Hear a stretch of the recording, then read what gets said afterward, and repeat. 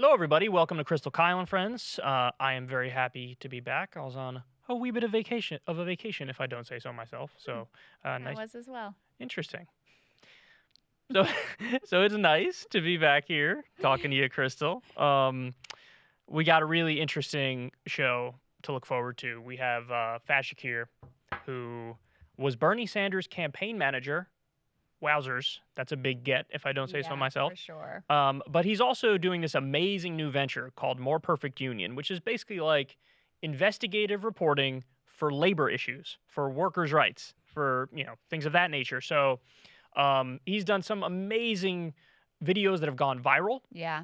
We want to talk to him about that, talk to him about everything about this new project that he's doing. It really is what CNN should be doing, what all the news outlets should be doing. That's what he's doing. Such an important addition to the media ecosystem. I cannot possibly understate. I mean, one of the things that we really realized in the Bernie Sanders campaign is like, holy shit, the mainstream media is so goddamn influential Still, they say jump, and the Democratic base at least is like, how high? What can we do to combat that? Well, Faiz has come up with, a piece of the puzzle here in creating alternative media that does real journalism, that, isn't about hyper-partisan horse races, just actually about the struggles of working people and lifting up those voices. So yeah, that's exactly very right. excited to talk to him about that. And I'm sure we'll have some questions for him that may be a little challenging about Biden and Bernie and all of those things, but we'll get to all of that. Par for the course. That's what we do here. So anyway, but there was something that I wanted to talk about in our little intro that we got here. We have this is interesting. Yeah, so Russell Brand's a really interesting character. Now I have to say, initially he wasn't my cup of tea initially. And if I had to speculate why that was, a little more hippie-ish for my tastes. Yeah. He's got the spiritual vibe. Yeah, I was more like, I came from the I'm an atheist, school of thought, not like the let's feel all the energy school of thought. I know that's wildly unfair to Russell. Russell, I love you, man. I'm just trying to explain to people why I was initially sort of not a Russell stan. But I like him now. And the reason I like him is because he's genuine in being like that. Like when he was younger, he was a wild man. He, a drug addict, sex addict, had all sorts of problems. And now he sort of went on a genuinely spiritual journey. And he's come to a place where he seems more balanced and more centered. And he's doing a great podcast, great talk show. He's talked to a lot. And I think he's really good. This is the main point. I think he's really good at going back and forth with people who I might despise politically. Yeah. Even bordering on they're bad actor. You know what I mean? Like they're not even genuine. Yes. Not even somebody who genuinely disagrees with me. Not an honest actor Right. who genuinely has different political beliefs. But he is like, I'll fucking talk to anybody. I'll talk to any of them if I find them interesting enough. So he had on Candace Owens on his show, and they ended up getting into it, which is rare for him. Usually, he talked to Ben Shapiro. It was very cordial, even though they disagreed the whole time.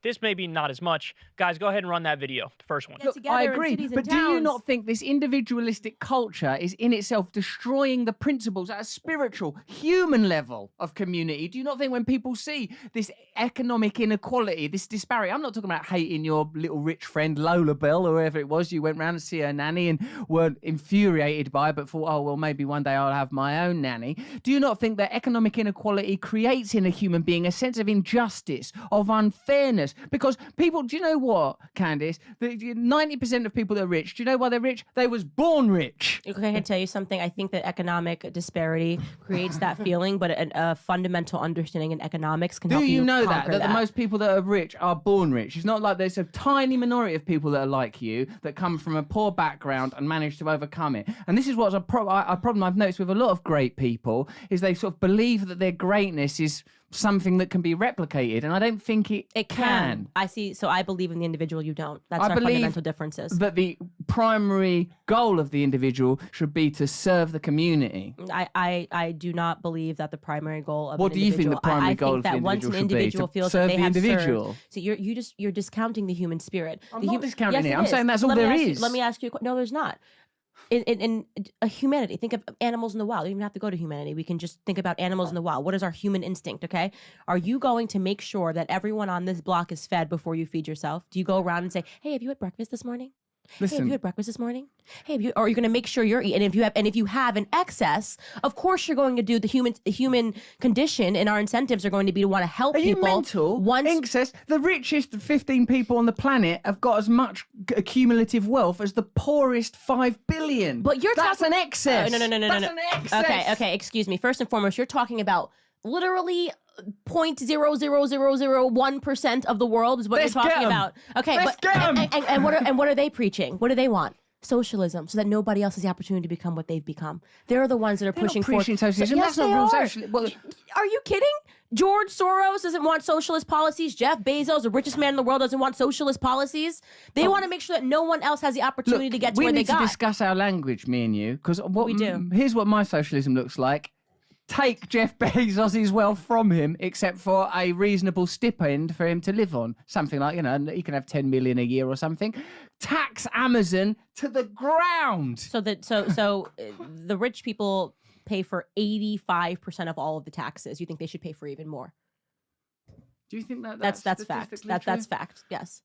Don't look at me with I'm telling that's you, fact. that's a fact. Face. The top 10% pay for 85% of all the taxes. When people say they're going to raise their taxes more, I'm just like, how much more? Should we just say just pay for all the taxes? A lot to say about that. Yeah, I'll let you add it because I know you wanted to respond to that last part first. Well, first of all, this trope that she's using about the rich people paying all the taxes, this has been trotted out by Republican after Republican for years and years and years, and it is wildly misleading. First of all, they only look at federal income taxes. They don't look at payroll taxes, which of course wage earners, much more so than wealthy individuals, are likely to pay. They don't look at sales taxes. They don't look at any of that.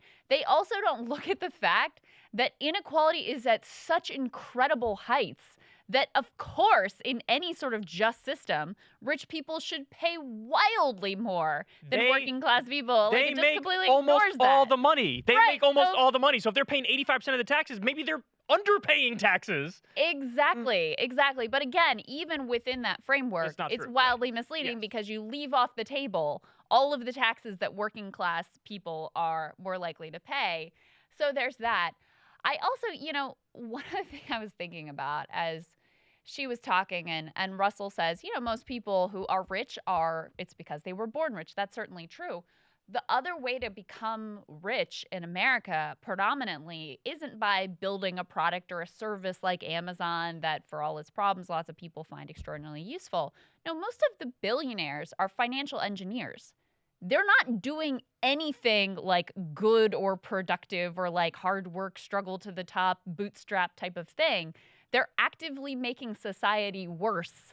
And that's the other path to riches. Candace herself is a perfect example of the problem of the American meritocracy, because basically how has she been able to amass fame and wealth? It's by serving as a spokesperson to kind of make cooler and younger and hipper these old, terrible Reaganite ideas. So there's a lot going on there. Okay, yeah, there is. So let me first, I just want to give some numbers here so everybody understands that Russell's correct when he talks about, you can't talk about wealth without talking about generational wealth and without talking about inheritance. So the wealthiest 10% of families have inherited $367,000 adjusting only for inflation. So that's quite a big head start. Yep. The wealthiest 1%, around 41.4% of the wealthiest 1% say they have inherited some money. So, and you could see the same thing, by the way, when you look at race statistics, the average white family versus the average black family, and there's very little generational wealth that's been built in black families because of the history of segregation and official second-class citizenship. So it is absolutely the case that if you're wealthy, you're very likely to have inherited some amount of money that's substantial. So that's the first point. The second point, let me give you some more here, numbers. 78% of Americans live paycheck to paycheck.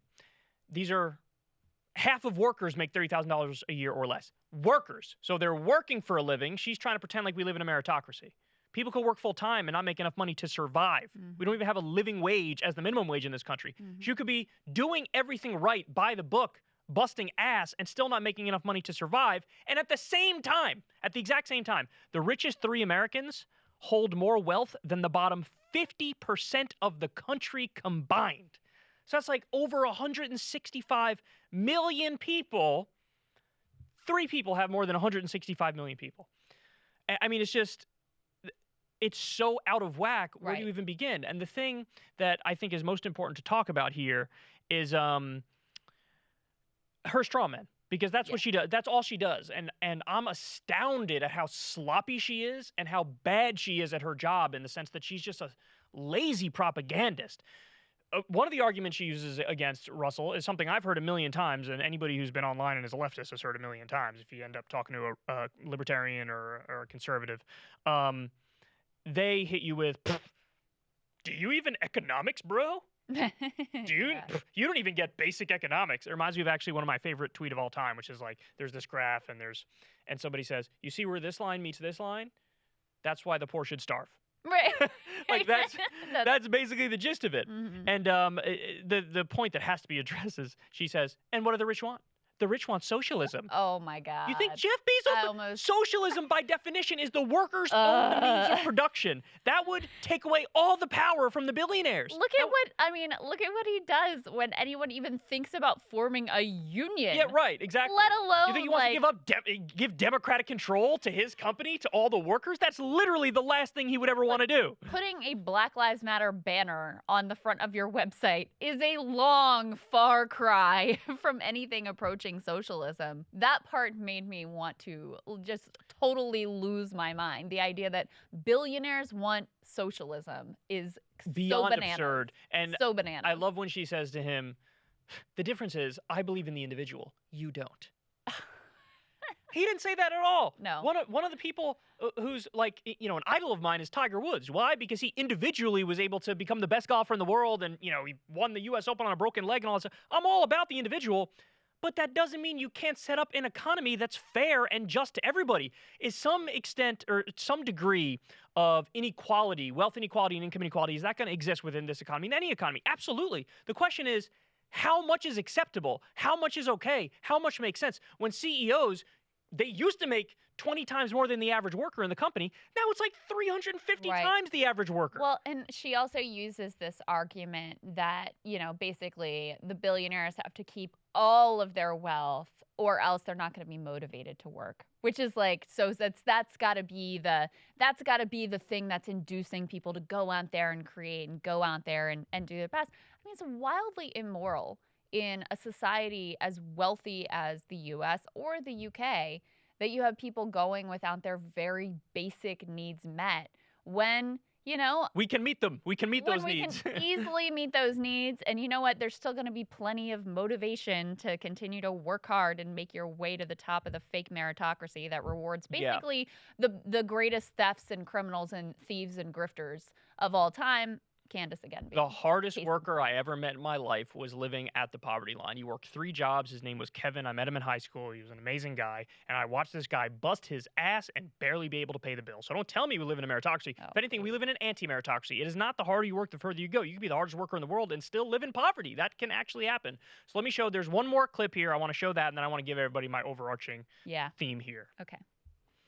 Like some of my impulses, Candice, are I just want pleasure and fun, and I don't care about anything except myself. That's in me. Mm-hmm. That's in me, and it's strong. But I personally think I don't feel good when I live that way. There are consequences for me, and there are consequences for others. So I kind of want to live within systems that encourage collective and communal values. Instead of we're talking about theft. No, we're not talking about demanding that people give up their stuff is theft. But it sounds pretty when you say encourage incentives. No, when the government comes and demands that I give to someone else, that's theft. You keep translating what I'm saying. I'm helping you. No, you're not helping me. He's talking about theft. You're translating what I'm saying into rhetoric that you can argue with, creating straw men of my words as we go, so you can kick them over. Is theft. No, that's. I'm not saying that. I'm not espousing the values of big government. I'm not saying that there's any political party that currently exists that in any way represents my views. I'm just asking if in politics, both personally and collectively, there's room for a little more compassion and love. And whilst I agree with your that there is something easy to fetishize about individual achievements in your own case or wherever we see greatness, we can't take that example of the ability of the individual to overcome adversity, to condemn people that haven't been able to.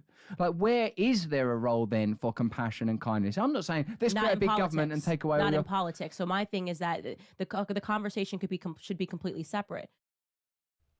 Okay, that is hilarious.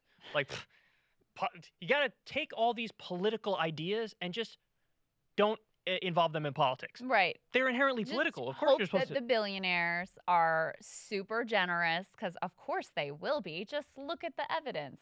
It's like, what are you talking about? The other thing, she does this thing of like, you're talking about theft. Oh, you're talking about theft.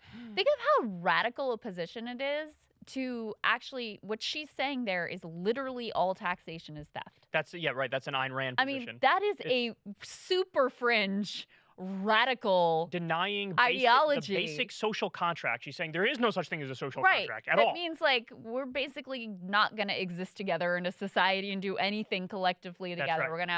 We're going to privately fund roads. If you can't afford the fire department, forget about it. Forget about getting health care if you can't afford it. I mean, no public goods whatsoever.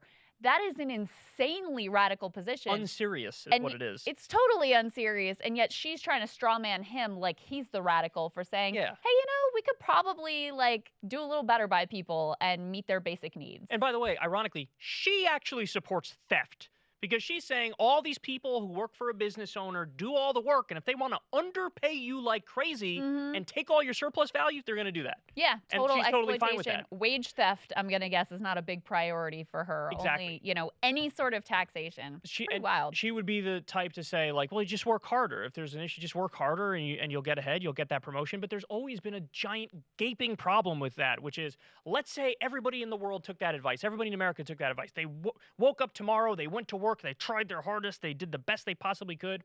Is it possible for every worker in America to get the promotion? No. There's only going to be some tiny percentage that can get the promotion. So obviously, if everybody does that, it's not like it's going to lead to, a fruitful result for everybody. Some people are just going to work hard and still not make enough money to survive. It's total nonsense. So my overarching takeaway here is this. The big fallacy that people like Candace Owens believe in is that your market value is the exact same as your human value. Those things are interlinked. They're the same thing. So if you're not providing something on the marketplace, well, you're totally useless. You don't even really count as a human being. And I can't stress this point enough. People who made it to the top did not just work harder. That's not a thing. There's 2,153 billionaires in the world, and they have more wealth than the bottom 4.6 billion people who make up 60% of the population. Wow. Billionaires have more than 60% of the population. They didn't just work harder.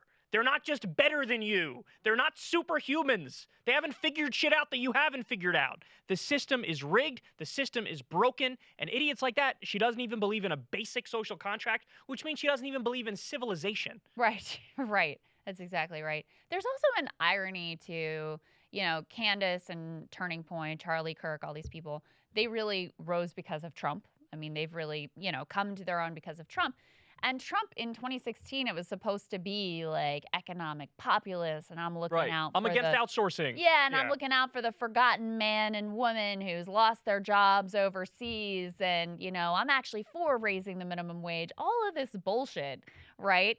And it's pretty interesting. It's a perfect case in point of how Trumpism just collapsed down to like whoever was willing to be the most shamelessly supportive of him no matter what he did. Yeah. Because she truly, she's parroting these Ayn Rand, Koch industry talking points that have been around in the conservative movement forever. Totally old school, radical libertarianism. Movement conservatism, right? Yeah, absolutely. And it's just, it's a younger, hipper package of these terrible old ideas. Nothing to do with anything different economically that Trump claimed to support in 2016. It's just amazing how quickly they revert right back to those corporate libertarian talking That's points. right. And that's, that's part of why she's so useful, is because she's willing to shamelessly propagandize these values, which are very, very good for the wealthy, very, very good for corporate America, and very, very bad to most people, including significant chunks of that Trump base. She loves defending Amazon. It's a mask-off moment. It's a mask-off moment is what it is. She's letting everybody know I'm Rush Limbaugh, but I'm a young black woman. Mm-hmm. That's what it is. Yeah. And, I wholeheartedly believe that those, Turning Point USA type people, the only reason they're anything, the only reason we're even talking about them is because there's colossal amounts of big money behind them. Oh, yeah. And there's, they so they're much very Facebook useful. advertising and all this stuff. So the game is sort of rigged. Because, I came up on YouTube and, TYT helped me when I became part of their network. But other than that, that was it. And it was like real bootstrap stuff. They're the opposite. They're actually welfare cases in a way. Because they're just getting pumped out there no matter what, and they're backed by big money from gigantic industries because they're pushing corporate propaganda. Yeah. And yeah, right. And so anyway, I do think Russell did a great job there. So let me ask you this. I believe in talking to people who think differently and engaging with them, and I believe in persuasion. I believe on going on platforms where maybe not everybody agrees with you. But do you think it's useful to have a debate with someone like Candace Owens, who is not really an intellectually honest actor? Yeah, so I'm mixed on that, but I lean in the direction of if it's not worth it, because I don't believe her. I don't think she even means what she's saying. I don't think she necessarily believes anything. Yeah. So if there's somebody who sincerely disagrees with me on stuff, yes, I think it's okay. You can discuss with them. You can debate stuff. You can even have points of agreement. Agree where you agree, disagree where you disagree. But yeah, I mean, we got to keep it real. There's some percentage that's TFG, as in too far gone. They're never going to change their mind ever, no matter what. And then there's some percentage that are just grifters and not telling the truth and liars. Now, the difference is I don't judge anybody who disagrees with whatever my standard happens to be on that. No. So like with Russell doing that, I'm not like, oh, how dare you talk? No, In fact, of course. I think it's good. I respect it. No, it's good. He did it with Ben does it. Shapiro, and he did a great job. He did it with Candace Owens, and he did a great job. I mean, he's clearly apoplectic at her ideas, and he's rightly acting like that. Now, it would be a different story if you bring on somebody and then you play patty cakes with them when you disagree with them 85% of the time, then you're doing a disservice. Because you have to disagree where you disagree and agree where you agree. You can't only talk. Let's say you have 20% agreement with somebody. You can't focus on the 20% agreement 100% of the time and then ignore the 80% disagreement. Right. And there are many people who've done that over time, and I really disagree with that.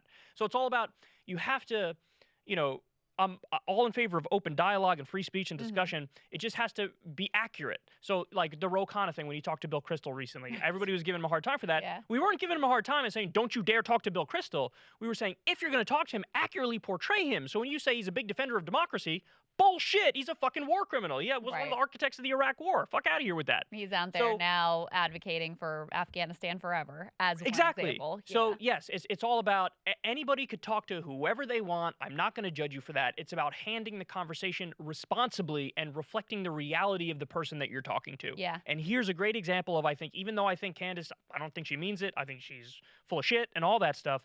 I respect that Russell was like, I'm going to go ahead and do this. That's basically how I feel about it too. For me personally, I don't really care to engage with someone who is never willing to be thoughtful, honest, Yeah, I want to have a real conversation, a real one. Yeah, because it doesn't matter what Candace is just there to spin, to do propaganda, to win the point. Right. She has no interest in having a back and forth.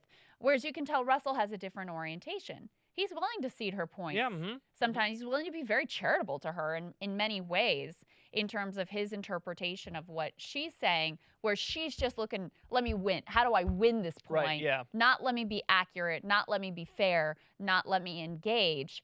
And so, first of all, you're at a disadvantage if you're playing two different games, number one. And number two, again, for me personally, I just don't have any interest in engaging with someone who's so dishonest. Here's the big thing. It just has to be, the person has to be interesting to me. And when I look at what Candace is doing, it's Rush Limbaugh, who's a young black woman. I'm not interested in that. Right. I'm not interested in engaging with that when, like you said, the engagement is not a real engagement. Yeah. You're talking to a robot who's spewing back talking points that are well rehearsed. It's not a real conversation. Yeah. So I think that's the overarching thing in my mind is like, am I interested in this? Is this actually fruitful? Now, again, I'm not going to judge others for coming to different conclusions Not at all. on that. No, not at all. Right, but, that's where I am on that. But anyway, big news for everybody. Yeah, so we can ask Russell how he thinks about That's exactly right. having people like Candace Owens on, because he is coming on Krystal, Kyle, and Friends next week. Next week, Very Russell Brand will be on the show. This wasn't even necessarily the thing that led us to reach out to have him on the show. Yeah, We're we've just been working on interested this in for him. a little bit. Yeah, we're just interested in him. We think he's an interesting guy. And there's a lot to talk about with him because he's now, I think over time, he's come into a similar space that we're in terms of his role in the media landscape. I mean, there was a time when he wasn't this, but now he's all about talking about politics and economics and covering the news even. He's been covering news recently on his show, which I think is fascinating. Yeah, and his takes are really interesting. I learned from him. He has a little bit of a different approach than I think anybody else in the space. So I'm really excited to get the chance to talk to him. And I do want to ask him about how he thinks about these debates and these exchanges and sort of what his goals are coming into them, because I just think that that's really fascinating. I wanted to ask you, you were talking about how he used to not be as much your cup of tea because he's more hippie and spiritual, and you came from the like, I'm an atheist thing. Do you think that part of why you like him more now isn't just that he's changed his orientation, but also that you've changed? Well, I have changed my orientation, but I don't think that actually is the reason why I sort of like him now. I think the reason why I like him now is I just watched a lot more of him. And so I was able to sniff out that I think he's genuine. If you're a hippie and you're putting the act on, go fuck yourself. Like, don't pretend like, I'm spiritual, I wear beads. Like, fuck you, shut up. But if you're genuinely like that, you live that life for realsies, then that's sort of what's up. Yeah, because that's just who you are. You got to let people, be whoever they are. And I think he's genuine in where he's coming from. So that's why he grew on me. My orientation did change a little bit. I went through, everybody knows hardcore new atheist stuff. And then, I'm not religious by any stretch of the imagination, but I'm a little more open-minded in the sense that I'm interested in other perspectives on that front in a way I wasn't previously. So I did evolve on that front, but that's not why he grew on me. Gotcha. He grew on me just because I watched more of his stuff, got a better sense of him as a person. His politics are actually a lot more in alignment with mine than I thought they were, So, yeah, that would explain that. And by the way, guys, if you want to get the interview with Russell a day early, so you get her on Friday and get the video version of the show, then subscribe on Substack, Krystal, Kyle, and Friends, $5 a month. If not, no biggie. You'll get it a day later. You'll get it on Saturday, and you'll get the audio version for free for everybody. But just so you know, we take no ad money for this show, so it's one of those things where we really appreciate your support and you get the awesome perk of seeing that interview a day early and seeing the video version of it. Yeah, absolutely. So that's next week. But this week, we also have a guest that we're both really excited to talk to. Faiz Shakir, of course, he was campaign manager for Bernie Sanders. He used to work ACLU, used to work at, he was Think Progress, basically had to Think Progress at Center for American Progress. Lots of run-ins with Neera Tanden. Doesn't like Neera at all. Was an advisor to Senator Harry Reid, which is also actually very interesting. But what he's doing right now is this media venture that we reference called More Perfect Union, focusing on labor struggle, workers' rights, elevating the voices of working class Americans across America. Here's Faiz Shakir. Faiz Shakir, so great to have you here. Thank you. Well, actually, wait, is it Faiz or Fez? It is Faz, like jazz. Faz, okay, gotcha. I nailed it. Krystal's all over. Because then I was thinking of Zed Jelani, and yes, that's right. his spelling is Z-A-I-D. Correct. Yes. And I was like, okay, there's... it's hard to explain. Urdu, Arabic, it's right. The closer corollaries in Arabic sounds, which is Faz. Well, Gotcha. English Perfect. language makes so much sense. Well, but yeah, I can't understand how any pronunciation would be different. Yeah, we switch shit up all the time. So let's talk about your new venture, More Perfect Union. Kyle and I both have been using a lot of your videos on our show. You've been covering stories that are literally not getting coverage anywhere else. Talking about labor struggles, really centering workers and what's going on right now in the economy.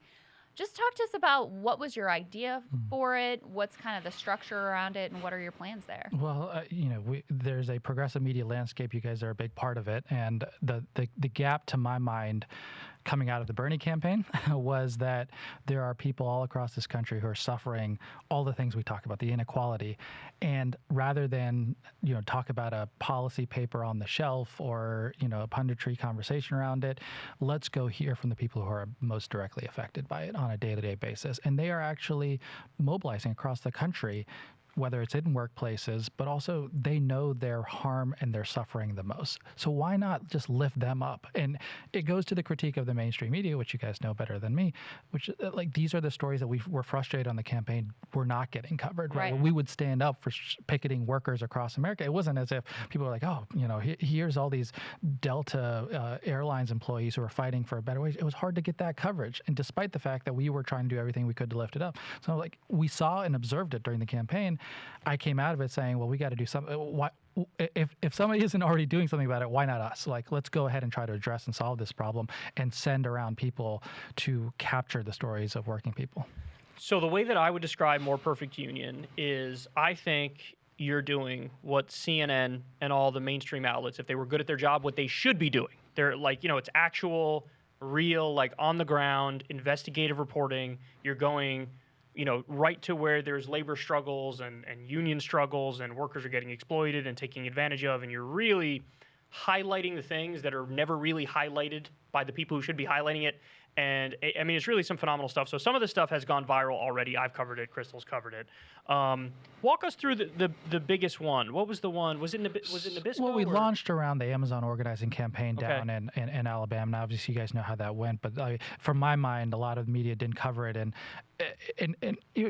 before we got there, you didn't even know who some of the workers were. Right. They had never been put on a video. You didn't know their names. And I was like, if you're going to cover an organizing campaign, the traditional mindset in the media is pick up the phone, call Amazon's PR department, exactly. get their take. Absurd. Then maybe get like a union take from like national or international. But like, who are the people literally in the building working their colleagues? Let's hear what they are saying about their conditions, because ultimately that's what is the most important piece of the whole story. And they're going to tell it to you better than anybody else. So that started it. And I will say that my bias towards this project has been, I don't want to just talk about societal ills. There are plenty of them. You guys know them well. I want to point people towards the direction of people who are doing something about it. Right? And that's why I started with Amazon. These people are trying to stand up and do something about it. Same with the Frito-Lay workers in Topeka, Kansas. Same with... That's the one. Frito-Lay is the video I'm thinking of. The man who was electrocuted on the job. It's one of the most heart-wrenching things anyone could possibly watch. And their stories, I think the reason they catch fire is because they're in a shared experience around many, many employees. And we're talking about some unionized workers, to be clear. I mean, at Frito-Lay, some of the Nabisco workers out in Portland and other places around the country. But the vast majority of workers, are non-unionized. And I want to work hard to reach those people because it's harder for them to speak out. Let's be clear. They're always fear of reprisals against them by an employer. And also they don't have a structure. They don't have a union with an official representative to reach out. So those, to my mind, is the next frontier. We got to talk to the Dunkin' Donuts employees, right? Let's get around and talk to people who are suffering and the people who've been, who can tell the stories the best about the class struggle in our society. Yeah, which requires you to not have contempt for working class Americans. Right, yeah. Which is, it's a good place to start. Which is a good place to start. I mean, but that's exactly what you're pointing to is so many of these outlets. I mean, it's become a real monoculture where there's very little connectivity to these struggles. The language even of labor struggles has sort of fallen out of American discourse. There's barely any labor reporters that even exist anymore at major publications. And then where some of that reporting would have been done at the local level and, the local newspaper, of course, that's been sort of stripped down as well. So there's a huge need. And obviously people are responding to it. Talk to me a little bit about the experience, on the ground at Amazon down in Bessemer, Alabama. Were you surprised that election went the way it did, or did you see signs that this was really an uphill battle? It was always an uphill battle. I mean, at the outset, there was a reason and a concern of many people about why do we want to highlight this? I mean, if you're talking to a lot of the national labor leaders, why do you want to highlight this? Because they're likely to lose. I'm like, yeah, well, I fought a campaign. I don't know, just because you might be likely to lose doesn't mean you stop for fighting. Right. And you fight. You raise the issues and you make the case. And in my mind, the most important thing we were doing is sending a message across the nation, not just speaking to people in Alabama, but across the country that here's courage right in front of your face. Here are some people who are doing something about their conditions. I will say that, at the end of the day, you learn a lot about the organizing. The political analyst in me was watching like how you organize in these departments. And it was one of the things you clearly see is like there is fear, a rational fear, let's be honest, among workers that Amazon is such a greedy and a corporate boss that it is going to shut this plant down. And many of them would tell you, like, listen, I want to be part of a union, but I'm not going to do it without all of the other Amazon employees coming with me. Because if we do it alone here in Alabama, they're just going to shut us down. And they're not crazy. They're not wrong. And They're there's not in a place like Bessemer, there's not a lot of other jobs, certainly not a lot of other jobs that pay as decently as that job pays. Absolutely right. Far from enough. So you taught me a bunch of stuff that I didn't know, and I almost was ashamed of the fact that doing what I do for a living, I didn't know a lot of the basic things you walked me through with some of these segments, particularly the Nabisco one I'm thinking of, where we learned that it was like there were some people who were working 3 or 4 months straight.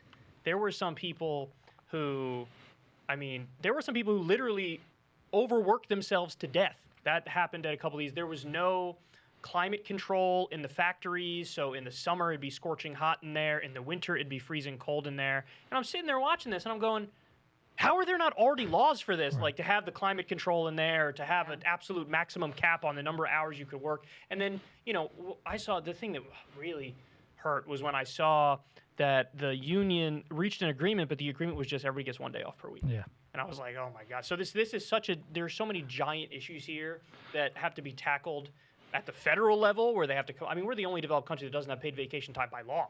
Every other developed country has it. Working on that one, though.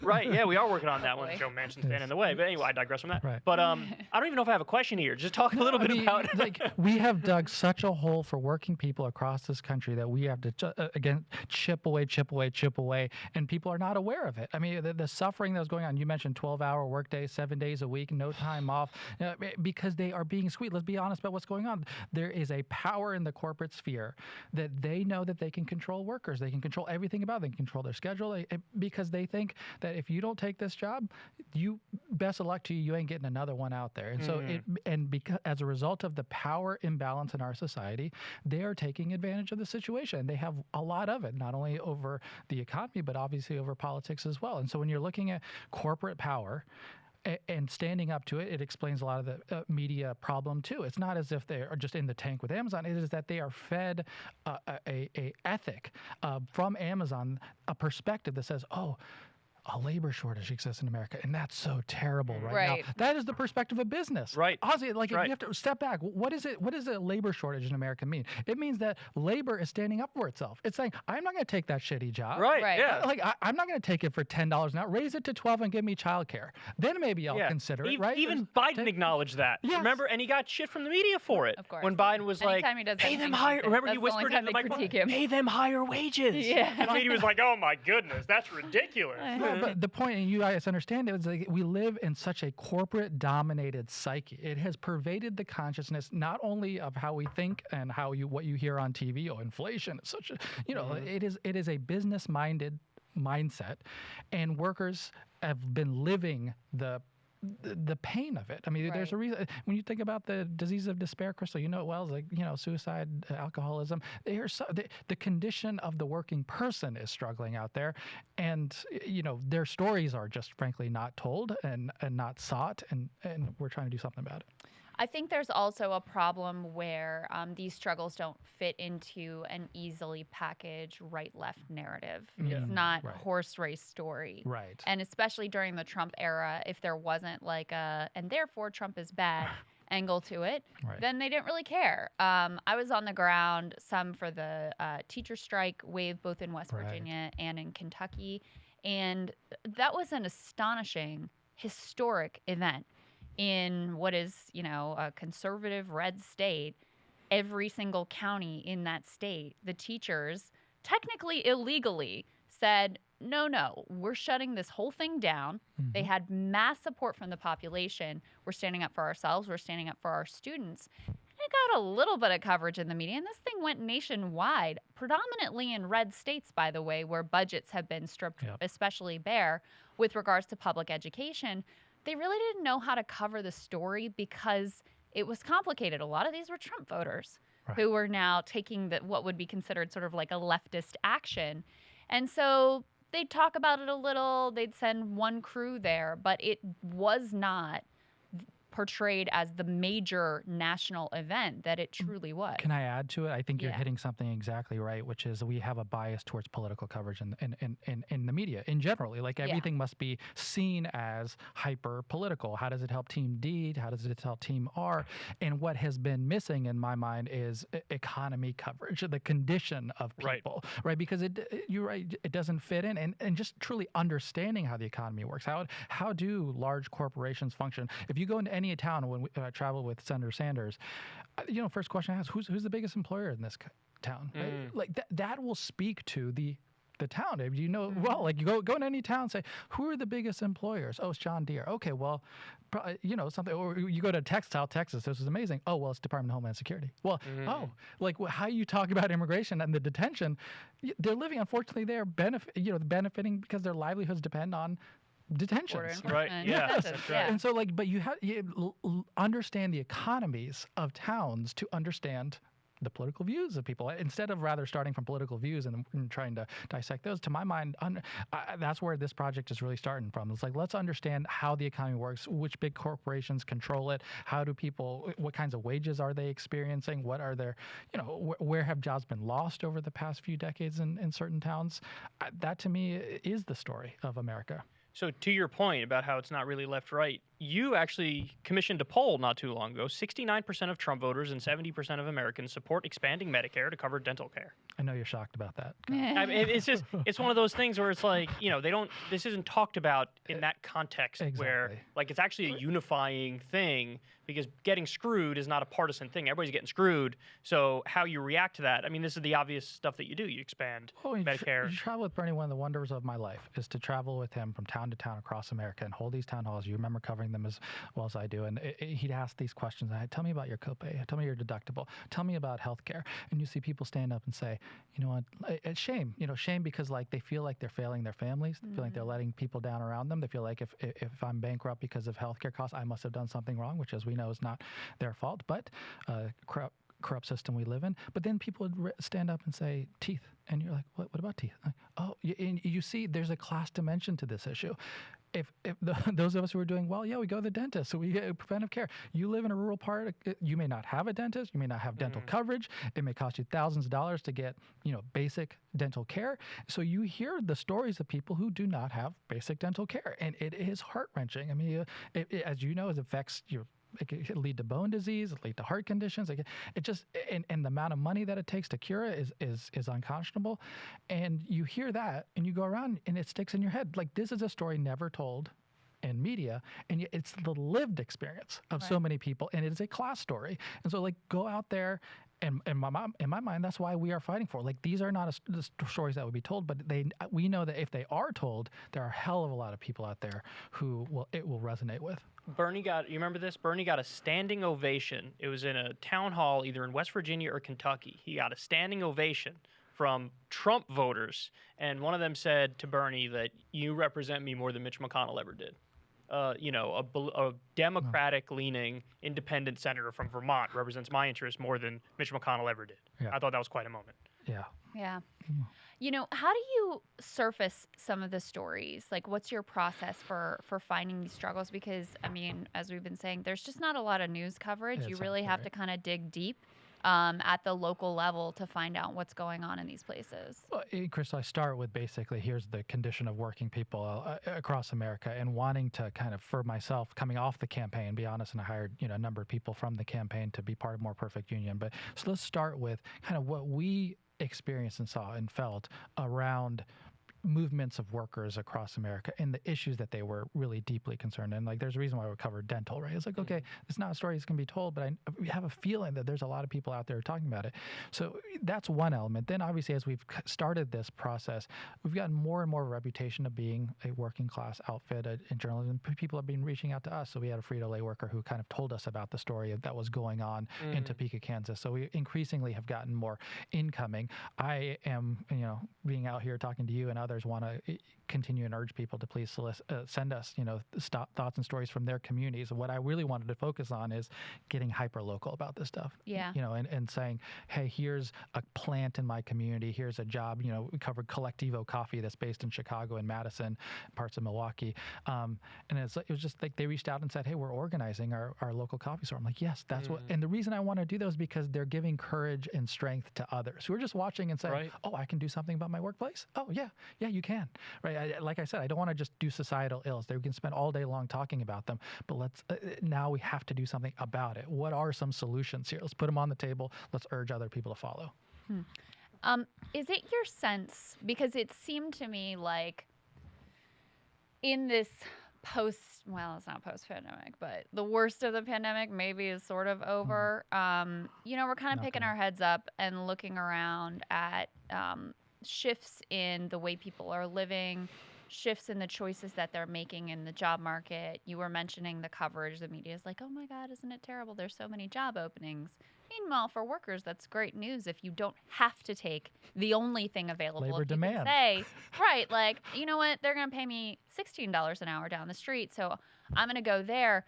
But I've also had the sense that there are more sort of active militant labor actions being taken. I'm not sure if that's reality or if it's actually just because they're being covered more, primarily by you guys. Do you have a sense of whether that sort of like militant labor action and strife has actually increased, or whether it's just that you guys are actually covering it? I do think we're in the midst of a labor revolution that's going on. I don't know. It is not being led by labor, qual labor. I think it is truly like an outgrowth both of a Bernie campaign and a progressive nature of seeing other people step up, and obviously the lived condition of deepening inequality.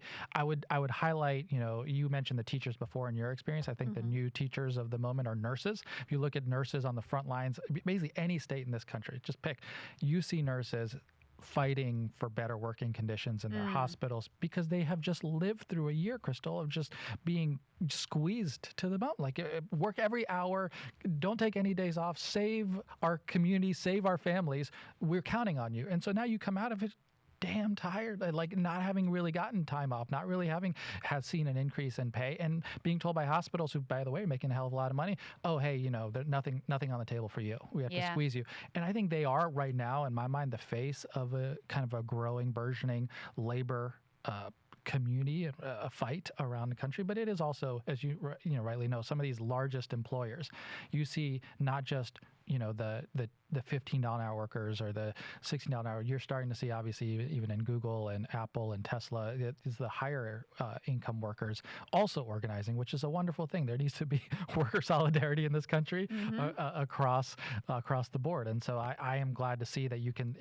What we're trying to do is metastasize that. I think we are in this moment with Joe Biden as the president, NLRB, pro-labor department, the moves that Bernie have made to change the consciousness of this country. Now's the time. Step it up. Kim Kelly made a good point to me, who I know has done great work for you Fantastic guys. And reporter. She's been invaluable. She's at Grim Kim on Twitter. She's been following the Alabama coal miners strike from day one. Warrior Med, exactly. And she made a great point, which is that as more journalistic outfits are unionizing, including actually MSNBC unionizing right now, that is helping a little bit to at least give people some connection to what a union is and what solidarity actually is. Not going to change their coverage. So that there's at least some understanding of what these struggles are actually all about. Because that's part of the challenge, is like, people don't even know. Even if they're in theory supportive of unions, they don't have a direct experience with it. As you say that, I'm reminded of one of the other major things that has influenced me personally is that I happen to run the first unionized presidential campaign in American history. And having gone through that process of voluntary recognition of a union, and then working with, in that case, the UFCW Local 400, all the way through, understanding shop stewards, understanding the CBA, a collective bargaining agreement, how this works, I came came away saying, oh, it's not hard. Like, this is good. And in fact, I come away from a place that says, I appreciate it. I ran an organization of 1,200 employees at its peak in like late January, early February of 2020. We were at 1,200 employees. How the hell are you going to communicate with 1,200 employees? It's very challenging for anyone at the top of any organization to do that. And the unions give you a way to do that. They give you a path to say, hey, here's some of the concerns being felt. Here's ways we could address them. If done the right way, you are working in partnership to say, hey, here's some things that we can work together on. And I, for coming from the perspective of management, I liked it. I needed that. I need somebody who's helping me talk to 1,200 people. Yeah. So I want to ask you about Biden in a second. Before I do, I just want to tell everybody I cannot recommend it enough. You guys you didn't start that long ago, but I still think it's a crime that there's only about 12,000 subscribers on More Perfect Union. So guys, go subscribe, get them up to at least 100,000. They do phenomenal work. I mean, going directly to the workers where the labor struggles are happening, talking directly to them, getting them on the record. The videos are phenomenally well produced. I mean, thumbnails, everything's great. So everybody go subscribe to More Perfect Union. You're not going to regret it. I mean, you're probably going to see Krystal and I do cover their stuff quite a bit. We'll continue to do that, but go subscribe because it'd be absolutely wonderful for you to do that. And were you going to? I was going to ask about Biden. I have another couple questions on More Perfect Union. First of all, it takes a lot of resources to produce these videos up and be on the ground and fly, cruise around, etc.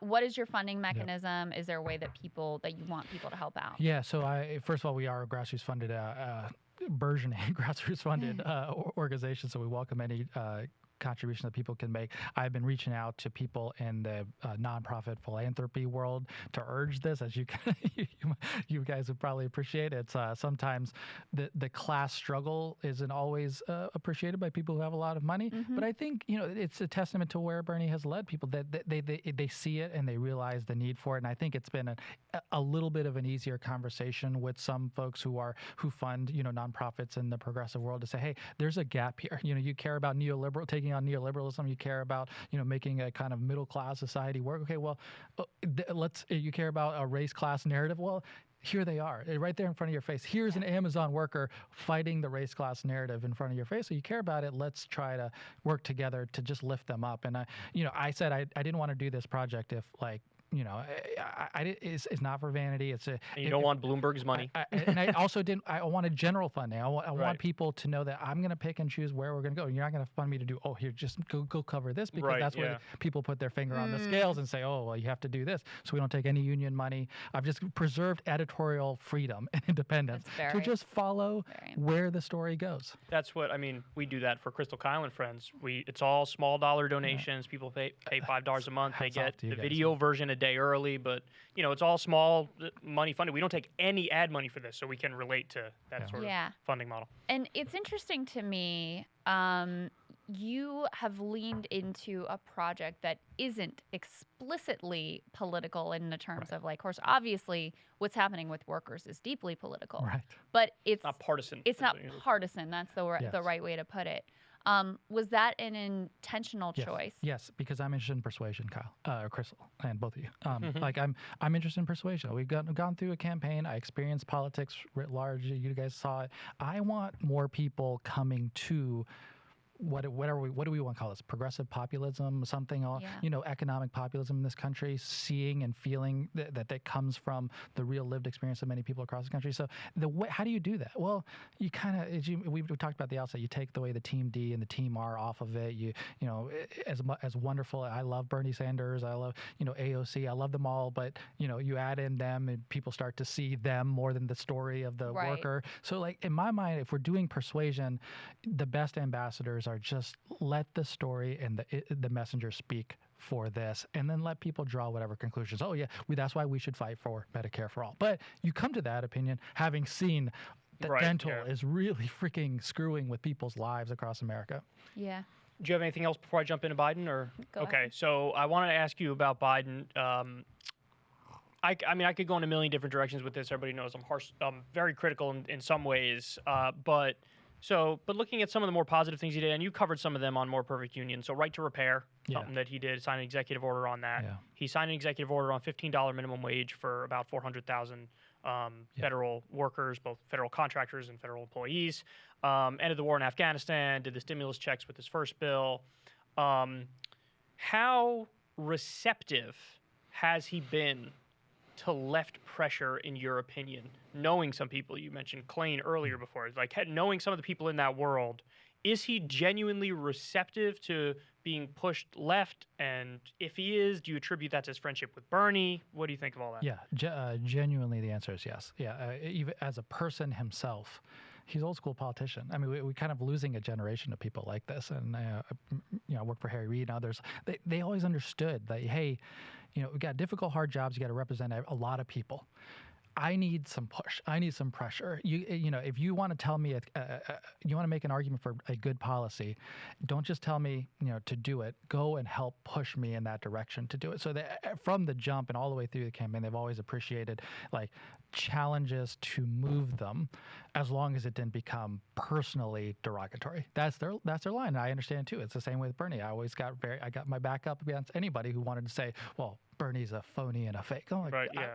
Yeah, like you're kind of dead to me. Like that's BS. So like if you start going there with Biden, yeah, they get upset about it. But if you tell them, hey, I want to make the case for, canceling all student debt, they don't give you the stiff arm. There were other Democrats, and obviously there was a prior administration, who would always get angry. Why are you pushing us on Afghanistan? We're so progressive. You shouldn't tell us that our ramp up of troops in Afghanistan is not progressive. And they would get angry about it. This is not an administration that gets angry about it. I think generally has been well intentioned about moving towards benefits for working people in this country. They got a hard job to do, and I appreciate it.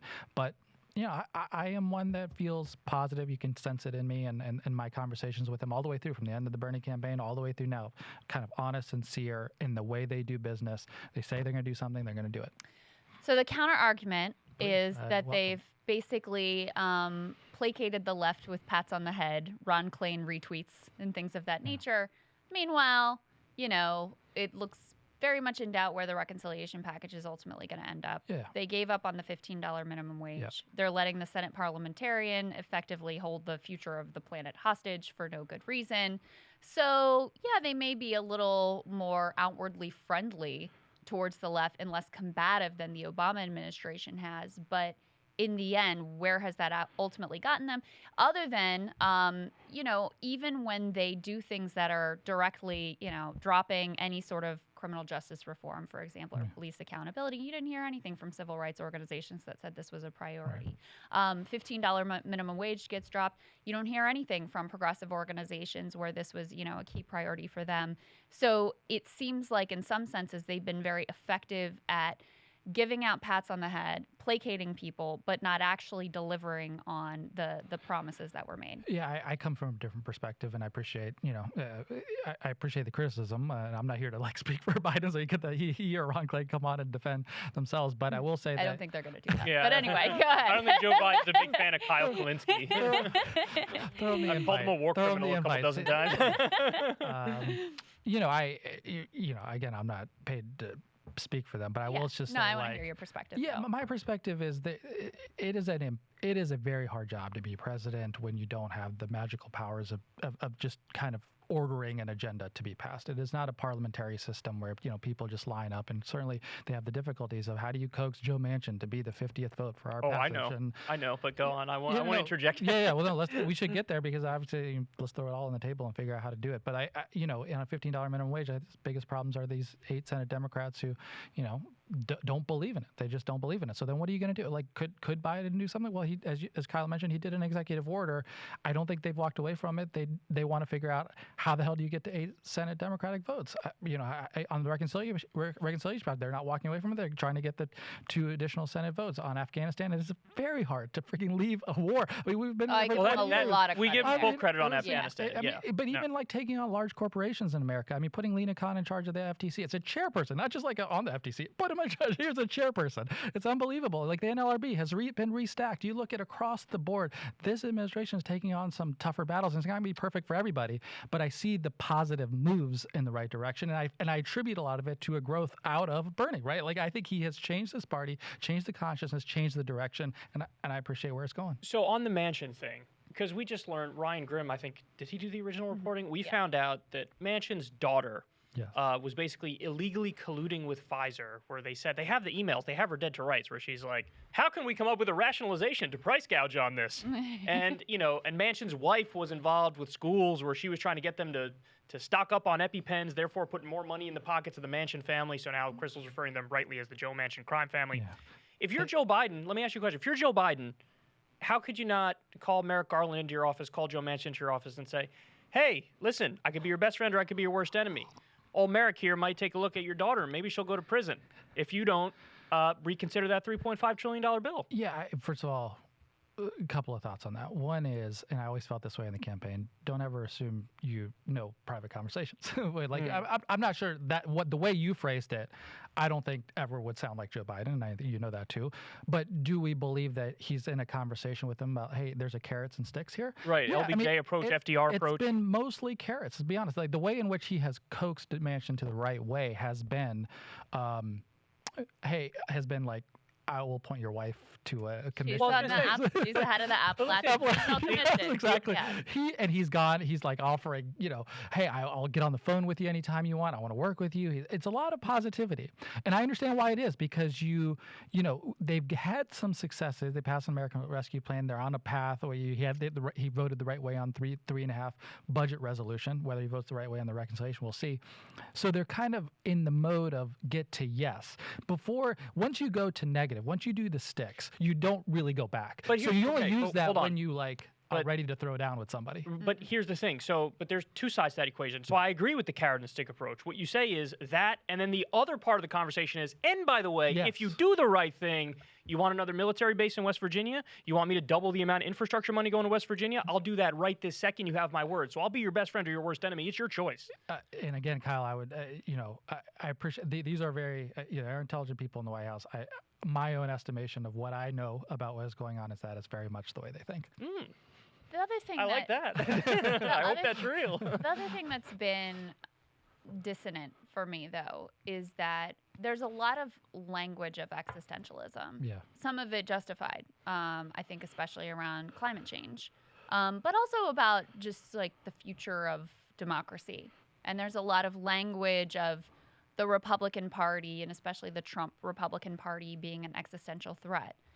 But there doesn't seem to be the same level of action that you would take if you actually regarded these things as existential. I mentioned earlier, the Senate parliamentarian. This is an unelected staffer who they've decided they're going to defer to. Yes. And in fact, the key provisions with regards to climate change, which is effectively a renewable energy standard that's they want to push through reconciliation, which, by the way, Joe Manchin happens to chair the Senate committee that would likely be in charge of writing those rules. Let's put that aside for a moment.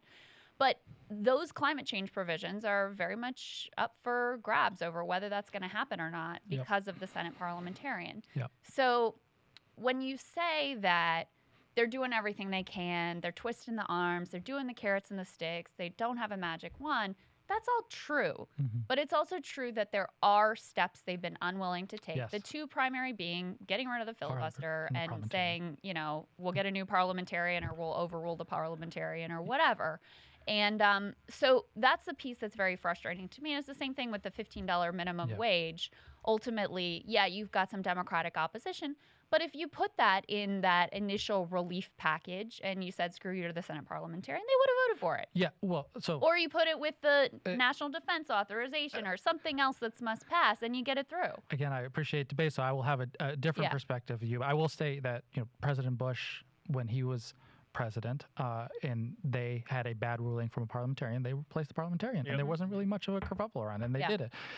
The difference, Krystal, is that there's an assumption and a presumption made here, is that when and if you sack the parliamentarian, I speak as somebody worked in the Senate and worked with when you do that, and then let's put American Rescue Plan or let's take reconciliation plan back up, you still need those 50 votes, and so when you do the sacking of the parliamentarian, you have to assume, and do you believe that it will help you gain those last votes? And I know and feel strongly that if they had done it, let's say sack the parliamentarian, put the rescue plan up, I do believe you got some rather crappy Democrats who would have said, "No, this is a Do you this is think a they bridge would too have far." tanked They would the have tanked the whole whole thing. relief bill over Yes. $15 minimum wage? Sadly, I do, because they would have jumped to, this is such an unbecoming Senate. I can't be part of a party that engages in optics, such a terrible. I mean, Lily, think about, you have to kind of embrace, what is Joe Manchin like? What is this modern centrism?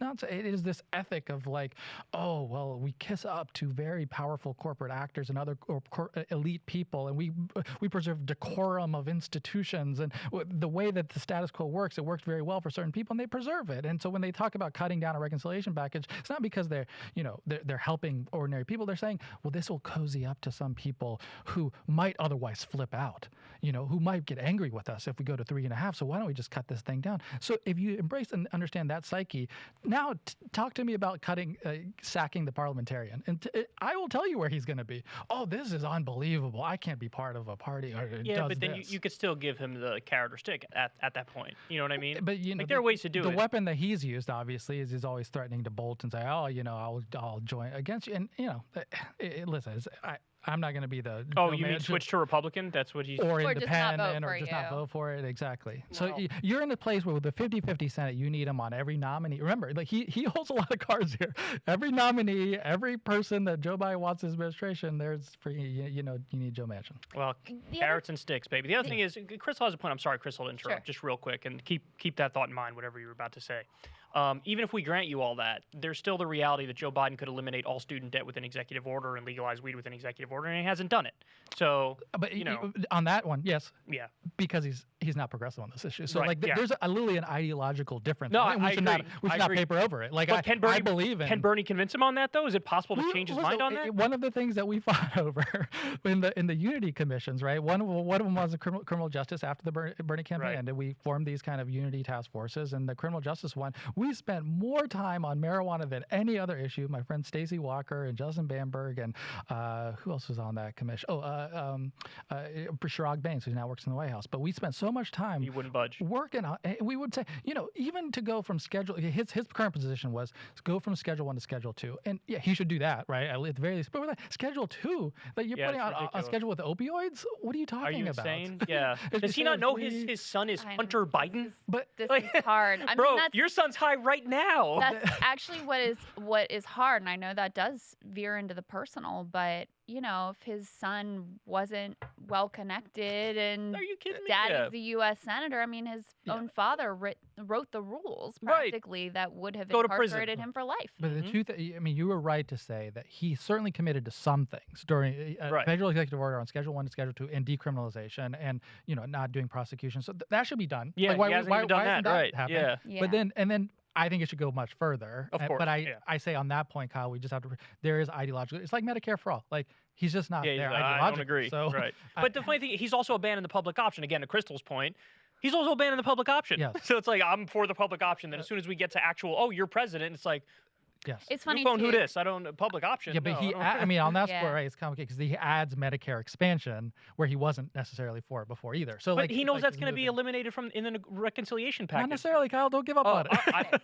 I'll go on the record and say I think that's happening. I mean, that was when I asked Bernie about the public option. He basically said, like, we kind of had a choice between Medicare expansion, and he said Bernie preferred Medicare expansion over public which I get. Which I agree with.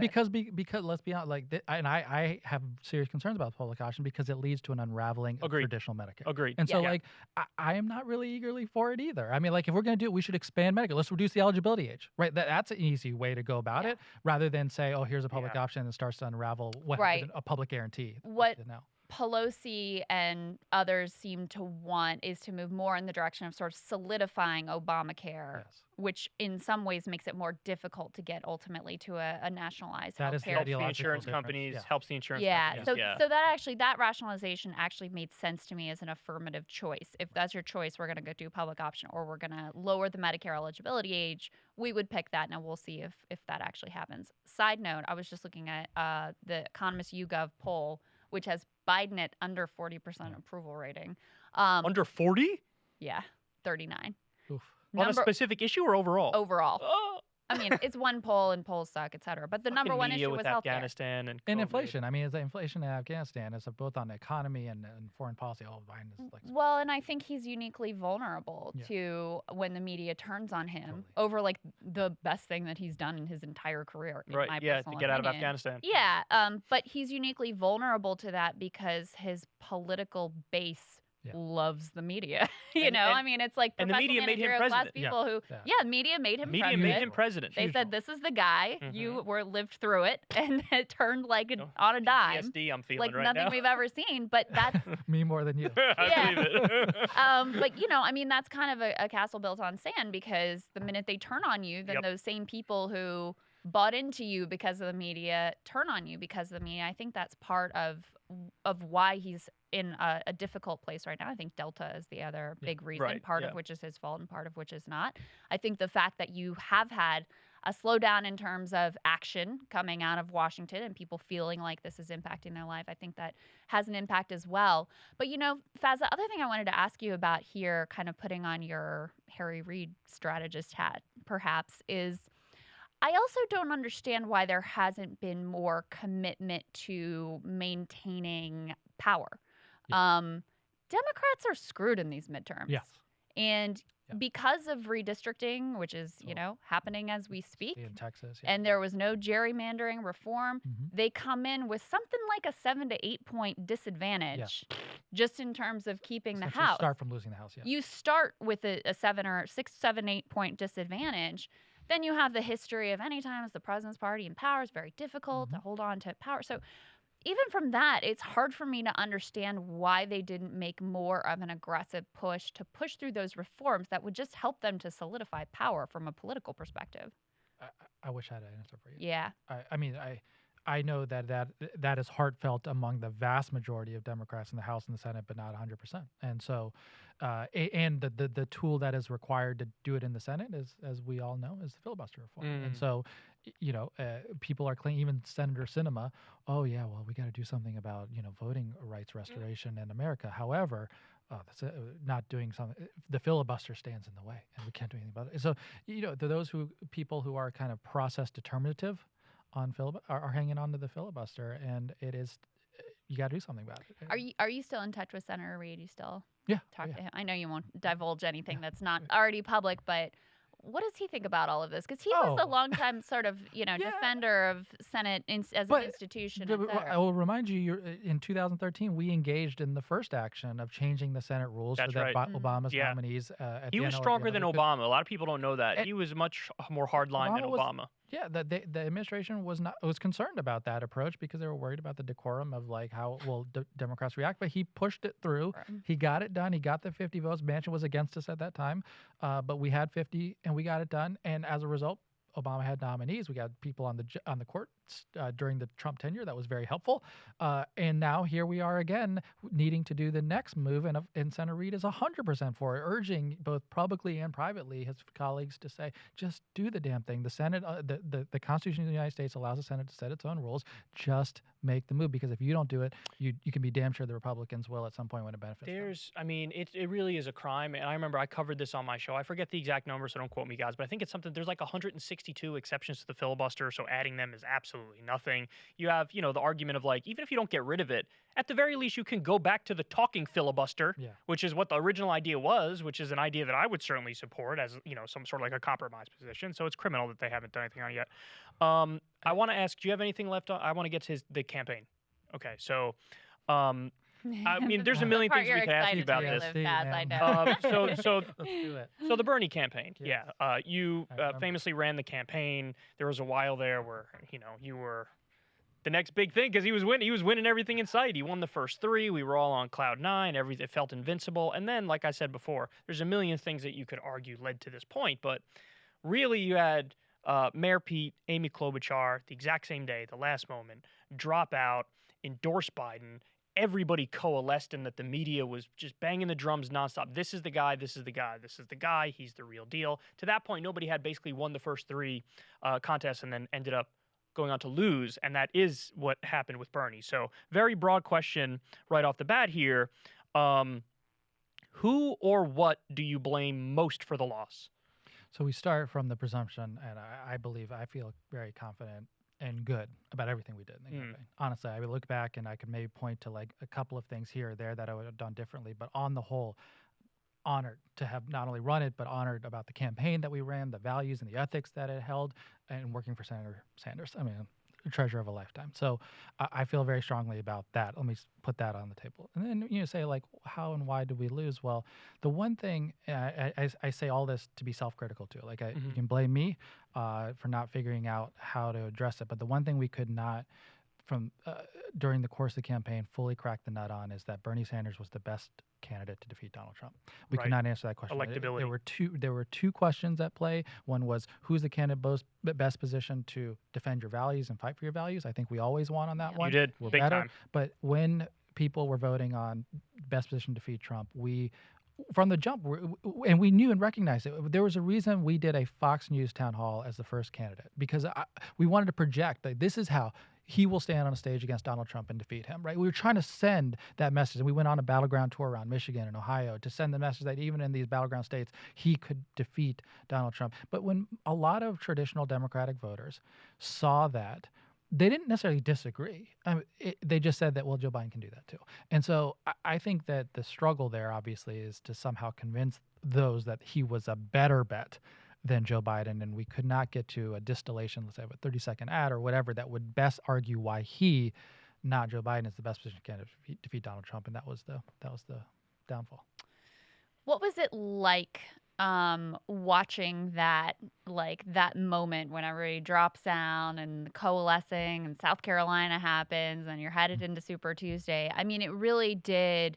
And Joe Biden starts winning states that he didn't even visit. He didn't even have a staffer on the ground. I mean, it was incredibly demoralizing for us to watch. I can't imagine what it was like for you to watch. But, did you anticipate that there would be such a dramatic change of the tide right at that moment, or did that catch you off guard as well? Only anticipated in the last few days. So, I mean, you mentioned Senator Reid. Senator Harry Reid gave me a call as a courtesy a few days ahead and said, listen, I'm going to be endorsing Joe Biden. And I was like, what? I mean, we had, I'm not going to get into the whole conversation, but we had just crushed him by 20 points in Nevada. Yeah. And I'm like, what are you talking about? It was a great day. So, I was frustrated, but I remember, hanging up the phone with Senator Reid and, sending a note to staff and senators saying, hey, I think we've got a coalescing problem about to hit us. And, so that was a signal for you. That was a signal for me that, something's coming. I didn't know exactly what, but Senator Reid isn't going to move solo, in other words, right? He to me was always a marker of a team player who's going to move where the party was moving. And when was that call? Honestly, just a few days right before South Carolina. Okay. Yeah. So not very much time, right? Not very much time.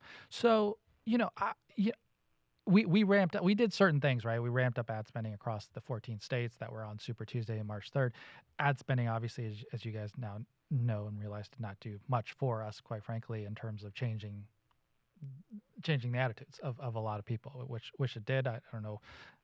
Don't have a great explanation. We tried all kinds of different arguments and approaches, and I don't think ad spending itself wasn't the magic nut. I think when we worked well, we had an investment in a huge field capacity in Iowa, Nevada, and New Hampshire, where we were talking to voters on the ground, and we did well in those places. And we can't replicate that in 14 states because, it's a hell of a lot of people, a lot of movement. Can't hire that many people on the budget that we had. So we had to rely on paid communications to try to carry us through that next phase. And the consolidation against us got down to the two-person race too late in the game for us. We wanted the fight with Joe Biden one-on-one, right? We wanted to be able to be in a two-person race.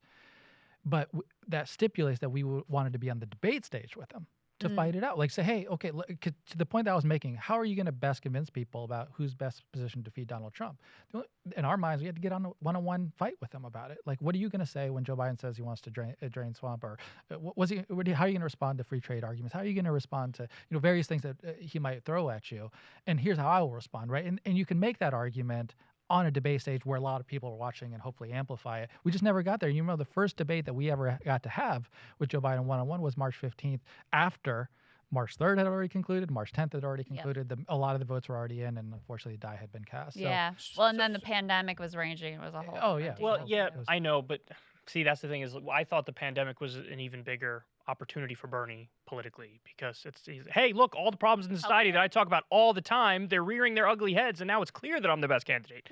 But anyway, I agree. But the hard part there is, do voters agree with you? And of course, it's the persuasion game, like you said. Yeah, and you look at voters' attitudes all the way through, and it's not as sadly. The attitudinal shift has not been as profound as I would like it to be around both the solidarity ethic in this country, around Medicare for all. We need those universal programs, and I just see a need for doing much more progressive organizing, person to person around this country, because it did not come naturally. It did, even to this day, right? If you have 40+% of people unvaccinated, they're really honestly telling you they don't necessarily believe in a solidarity ethic, right? Because they're hyper individual. They say, I care about my individual freedom so much that I'm not, you can't tell me to wear my mask, even though it requires me to take care of like the society around me. That is what we're fighting for, though. We're fighting for a solidarity ethic. Feel free to disagree with me.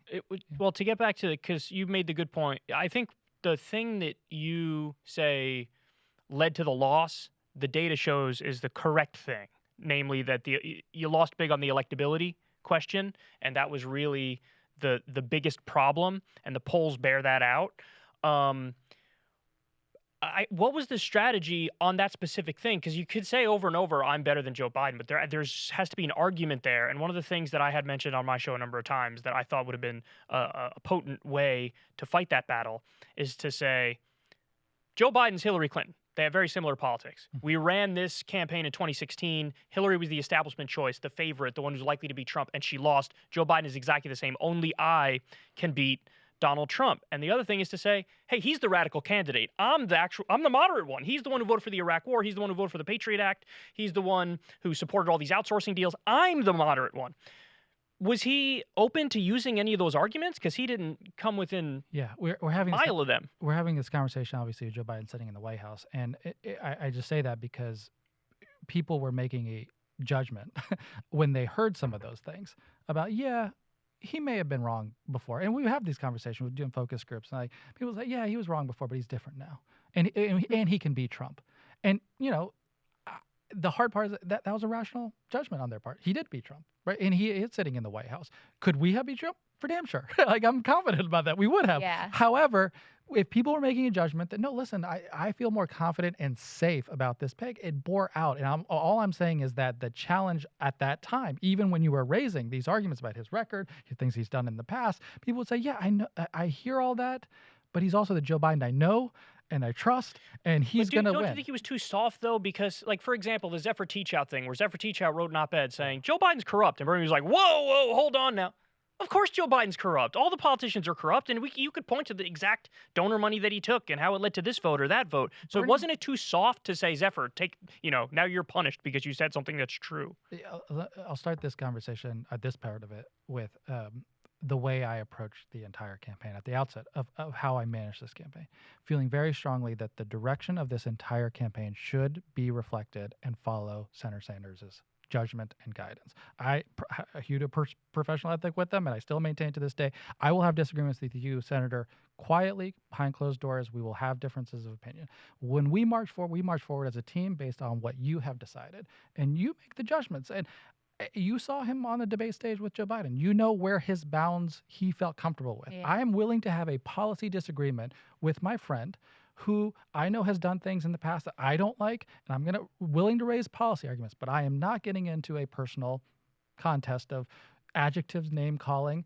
It was an ethical question for Senator Sanders, and quite frankly, also how he viewed Joe Biden. And they have a history together, and I think and on that score, I think it meant a lot. Yeah, he likes him.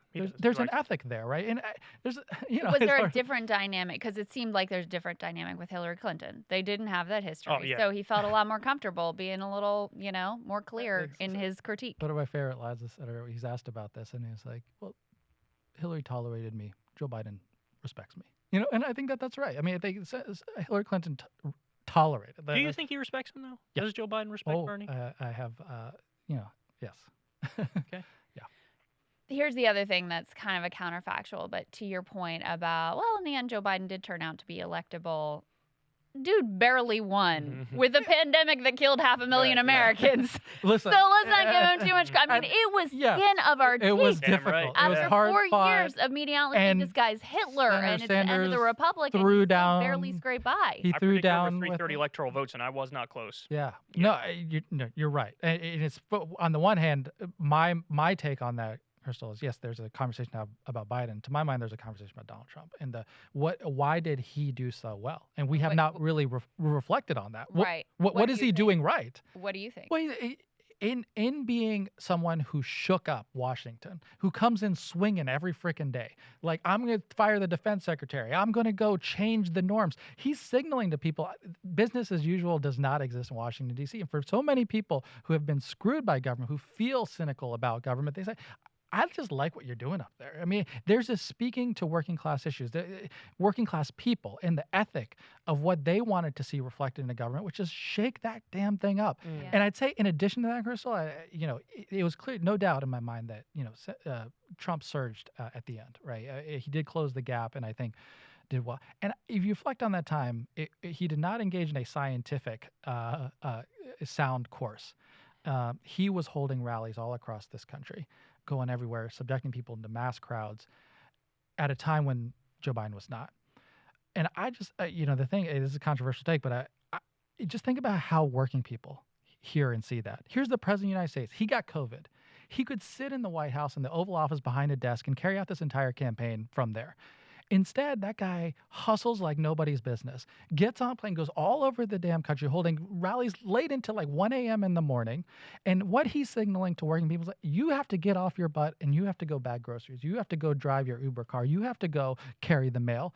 You have to go do your jobs, despite the fact that you got COVID. I do too. I'm going to go out there and get it, right? And So you think the basement strategy was maybe not the smartest course? I think it's the only way he could have won, to be honest. Well, if he holds a rally, there's going to be 8 people in the audience. No, He's going to be like, I mean, where am I? But to Crystal's Where are my point bills? now of the poll numbers, just think about how Senator Sanders would have campaigned. You do think he's sitting in the basement? No chance in hell. No. You have to get out there He's and dynamic. connect with people to make the case and actually continue to carry out person-to-person organizing in safe and sound ways. I know it's very hard to do, but you gotta do it. You have to do it. And Senator Sanders, in fact, was the first national surrogate for Joe Biden who carried out an in-person rally during that campaign. We did it in New Hampshire, and I think like the only major event. I remember when we did it with the Biden crew. It was the first time they had ever done a general attendance event during COVID. Think about that. It was Senator Sanders doing it on their behalf, and so we were figuring out together. Okay, well, how do we have general attendance event? Right. Oh, we literally wrote boxes into the grass and on a slope in New Hampshire so that people could kind of sit in a box and listen to a speech. But that we were trying to break that ground to say you got to get out there, you got to talk to people. Were there learnings from the Sanders campaign that inspired the work that you're doing now?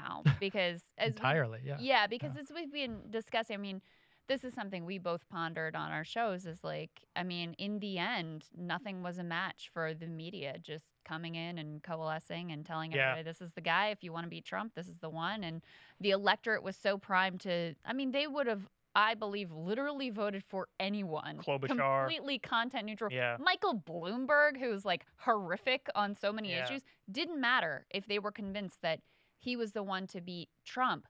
So, it seems to me like what you're doing now is filling in a sort of like important gap, building a new media institution that hopefully can be in place to sort of combat some of the narratives that are coming out of the media. And to tell the stories of working people that just are often neglected and not appreciated. If you think about people without a college degree, and I'm fortunate to have one, I am aware that 2/3 of our workforce does not. And how do we speak to people to make them feel that you're not a loser because you got it? We don't look down on you. We don't say that you failed in some way. We think of you as the center of the work of the engine of our economy. We have to provide opportunities for you to lift all of us up, and that is the power of Bernie. Right? Bernie has educated me beyond what anyone could do in a lifetime, and always appreciate the opportunity to not only get to know him. He's not God. He is just a deeply honorable person, and going around with him,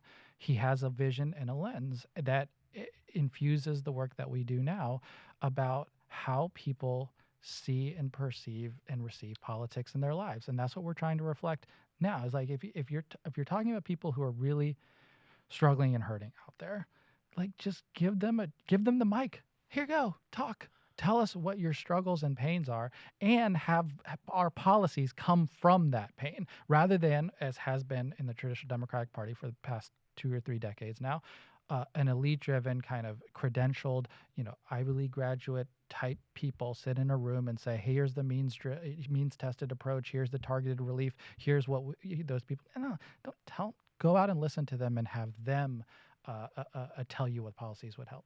So I just have a couple more questions for you. One of them is, if it had gotten to a general election, what do you think the best strategy would have been for Bernie to handle Trump? Well, so we could separate that in a couple of different ways, politically and then, values-wise. I mean, it's important to say that because Bernie Sanders is both of those, right? He's both like, correct. I think what he brings to the Democratic Party and just generally politics is like, hey, here's values. like you think about what is he? It's not the list of just Medicare for all. That's too programmatic. That's too policy minded. It's the values orientation behind that. It's a universal approach that says we all rise together, and we have to invest in everybody together and ask everybody to be invested in the cause of lifting everyone together. That's why you get Medicare for all, canceling student debt for all, free tuition in public colleges for all, marijuana legalization for all, preserve saving us from climate change for all. You get the gist, right? We're for all.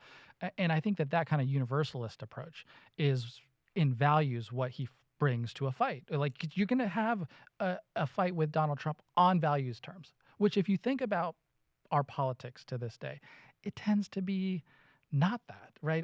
Let's turn the page, let's turn to normal. Let's maybe there's like I'm not going to raise taxes on people over 400,000. You get very programmatic, and you don't connect viscerally with folks. And I think that's where Senator Sanders he starts there. He starts with like connecting with you on a vision of an economy and a society. So I think you have that debate that you just really haven't had. Or you have almost a philosophical vision orientation debate that you never really get in politics if you get Bernie versus Trump. But the second thing is politically, right? We get into how do you actually beat him? Well, then you obviously got the Rust Belt. You can start to figure out where Bernie does very well, and I do think he would have done very well in Pennsylvania, Michigan, Wisconsin, places that Biden ended up carrying. But even among Latino voters, you look at the map and you start looking across. I don't know. I think he probably does pretty well in Texas. I think he would have won Ohio. I think he would have won Ohio. Bernie would. Even if you start going down to Kansas and Iowa, it would have been interesting to see like what happens there. But then you go to Arizona, where obviously Biden carries as well. It'd be interesting to see how his strength with Latino voters, because one of the stories of this election was that Latino voters started to move a little bit off of towards Trump. Quite frankly, especially men without a college education. It wasn't just a story about Cubans either. It was across the country. I do not believe that happens if Bernie Sanders is the nominee, and I don't know what happened, but I think it would have been very interesting, and I wish I regret to this day that we didn't ever get an opportunity. Well, in part, you all just took the time to invest in communicating with that community too, which the Biden campaign didn't. We had a lot of talented staff who did a lot of great work, but I will say that I feel strongly about it starts with Bernie. Like there's a person with a reputation, a brand, an authenticity, a credibility that and speaks with values judgments in terms of if you're an immigrant who came to this country, as my family did, you see in Bernie kind of the best of what you hoped for in America. Here's a politician who thinks and cares about all of us. That's what I thought America was like. Then I got here and I see like people greedily kind of jumping over each other, throwing elbows, like trying to push each other down. No, I want that. That's why I'm here. And I think he speaks to that a lot of, I think, Latinos, Asian Americans, Pakistani Americans saw in him. Yeah. One thing I'm curious about is, what do you think that the future is going to look like for a Democratic Party that does have now as its base almost every segment of elite society? Oil and gas still with the Republicans, but basically, And a lot of Wall Street is still with Republicans, too. Wall Street, since Obama, pretty much with the Democrats, and certainly under Trump, moved even more towards Democrats. Silicon Valley, certainly. Media elites. So you have all of these elite segments that are making up the funding and donor base, and then the base of the party that certainly Biden and the conventional Democrats are most responsive to is the sort of like affluent professional managerial class. What are the limits of a party where that's the base? Because one of the things you started to talk about is how Biden's this kind of conventional politician, old school politician. He responds to pressure. Yeah. Well, you're not going to be getting a lot of class-based pressure That's right. Yeah. from that coalition. Yeah, all fair points, and I agree with a lot of that. I will start this by saying one of the things that Bernie, I think, does well and has moved the conversation on is if you think back to 15, 16, he just taught people that you can have a grassroots funded campaign. So he's like urged within the Democratic Party, like literally a pulse for grassrootsism that never really existed before. I mean, True. like you get into the debates and now you have to have like a fundraising threshold of grassroots support to even be on a debate stage. I mean, it was unconscionable. If you look back to prior to 2015, you have Barack Obama raising grassroots money, but it's still not like a majority of his money, right? It's like no one thought it was possible. But if you flash forward from 2015 to now, how grassrootsism has affected this party in a positive way is almost entirely attributable to that success. So that's a positive outcome. I think the thing that Senator Sanders does better than Joe Biden is he animates a friction. He understands that when you're doing things for working people, there is a fight and there's people who stand in the way. There are people who are trying to stop you from passing reconciliation. Call them out, say who they are, name them, and go to war with them. And I don't think, by criticism of Biden administration, they don't animate that friction. I mean, by nature, by DNA, I think they like to reduce the temperature of politics, right? They like to say the decorum of normalcy shall return, competency in government shall reign. We will kind of execute on good policy. And I'm like I said, I speak highly of we're moving progressive directions, but that's only half of it. You got to get out there and you got to animate what you're doing and why, picking and naming people who are standing in the way. And it's frustrating to me because Biden is carrying that fight. He is now the president of the United States trying to pass a $3.5 trillion reconciliation bill in which he wants to engage in making corporations who pay zero in taxes pay their fair share. Go out there and name them. Get out there and do it. You're already putting forth the policy. You believe in it. You're trying to pass it. Animate that friction more. So that's a frustration. Krystal, I would just say also that, yes, culturally, the elites that you just mentioned are largely with the Democratic Party now, and monetarily to some extent as well. They're taking money. The Democratic politicians are taking money from the donor class, but I don't want to give Republicans any semblance of a pass there because they're also just swimming in corporate money. Oh, of course. You know what I mean? Yeah. So no, I'm not saying they're the party of the people right. now, it. Yeah, I wanted to make that clear. Trump was a plutocratic president. I mean, exactly. billionaires and in his all cabinet. his drain the swamp shit was totally fraudulent. Yes. He was swimming in donor money. Yeah. Yeah. I mean, we interviewed for Breaking Points today, Thomas Frank, and he had just gone through the numbers of which industry elites were still with the Republicans in terms of by the donation money. It's oil and gas, the airlines actually, and casinos, but primarily because of Sheldon Adelson. So, and this is, by the way, it's not just an American phenomenon. This is something that's happening with left of center parties in developed countries around the world. They're becoming what is the Thomas Piketty, he calls them the Brahmin party, right, of this professional managerial class, base, college educated, more and more elites supporting the left of center party. And, look, I'm all for coalition building, but it matters who's in the coalition, which, to bring it back, I think is why it's really important, the work that you're doing, because you're building a solidarity between working class people who may be voting in wildly different directions, right? But maybe can I turn it back to you? I would honestly, just sincerely want your thoughts on this, but do you, I understand the failures of many Democrats on this and progressives across the globe, as you rightly mentioned. Do you think that conservatives or Trump are doing something right, or are they merely just the beneficiaries of progressive failure?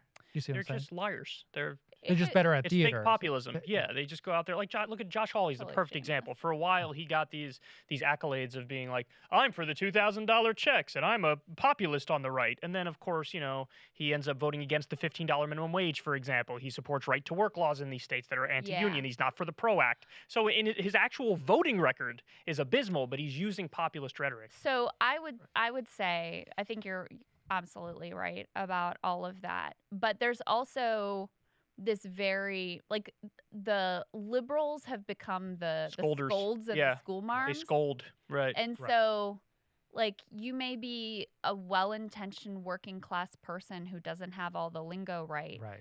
And you feel like you're just getting Being nothing looked- but scorn and Being contempt looked from down these upon. people. I agree with And that it analysis. really isn't so much a policy thing. It's a cultural thing. Because let's also face it, like people are conditioned to expect nothing from DC. Right. So Like, at least they don't hate me and scold me all the yeah, time. they're like, well, Right, at least yeah. these people don't look down their nose at me. Now the truth is that the Republican Party does do. treat them with Yeah. complete contempt. Right, in a different But they're way. better at masking it. Yeah. But can you right. put some meat? I agree with it, but let's put some meat on that for some people. Like, what do you see as the types of things that Democrats do that sound and feel like they look down, like you're being looked down upon? Yeah. If you focus way more time on social issues than you do on economic issues, that alone does it, because social issues by their very nature are alienating. Right. Now, the thing that we haven't touched on yet, but I know you probably agree with, is that the right wages the culture war all the time as well. You know what I mean? It's just from the opposite perspective. They'll talk about think about when they were doing the first COVID relief package under Biden.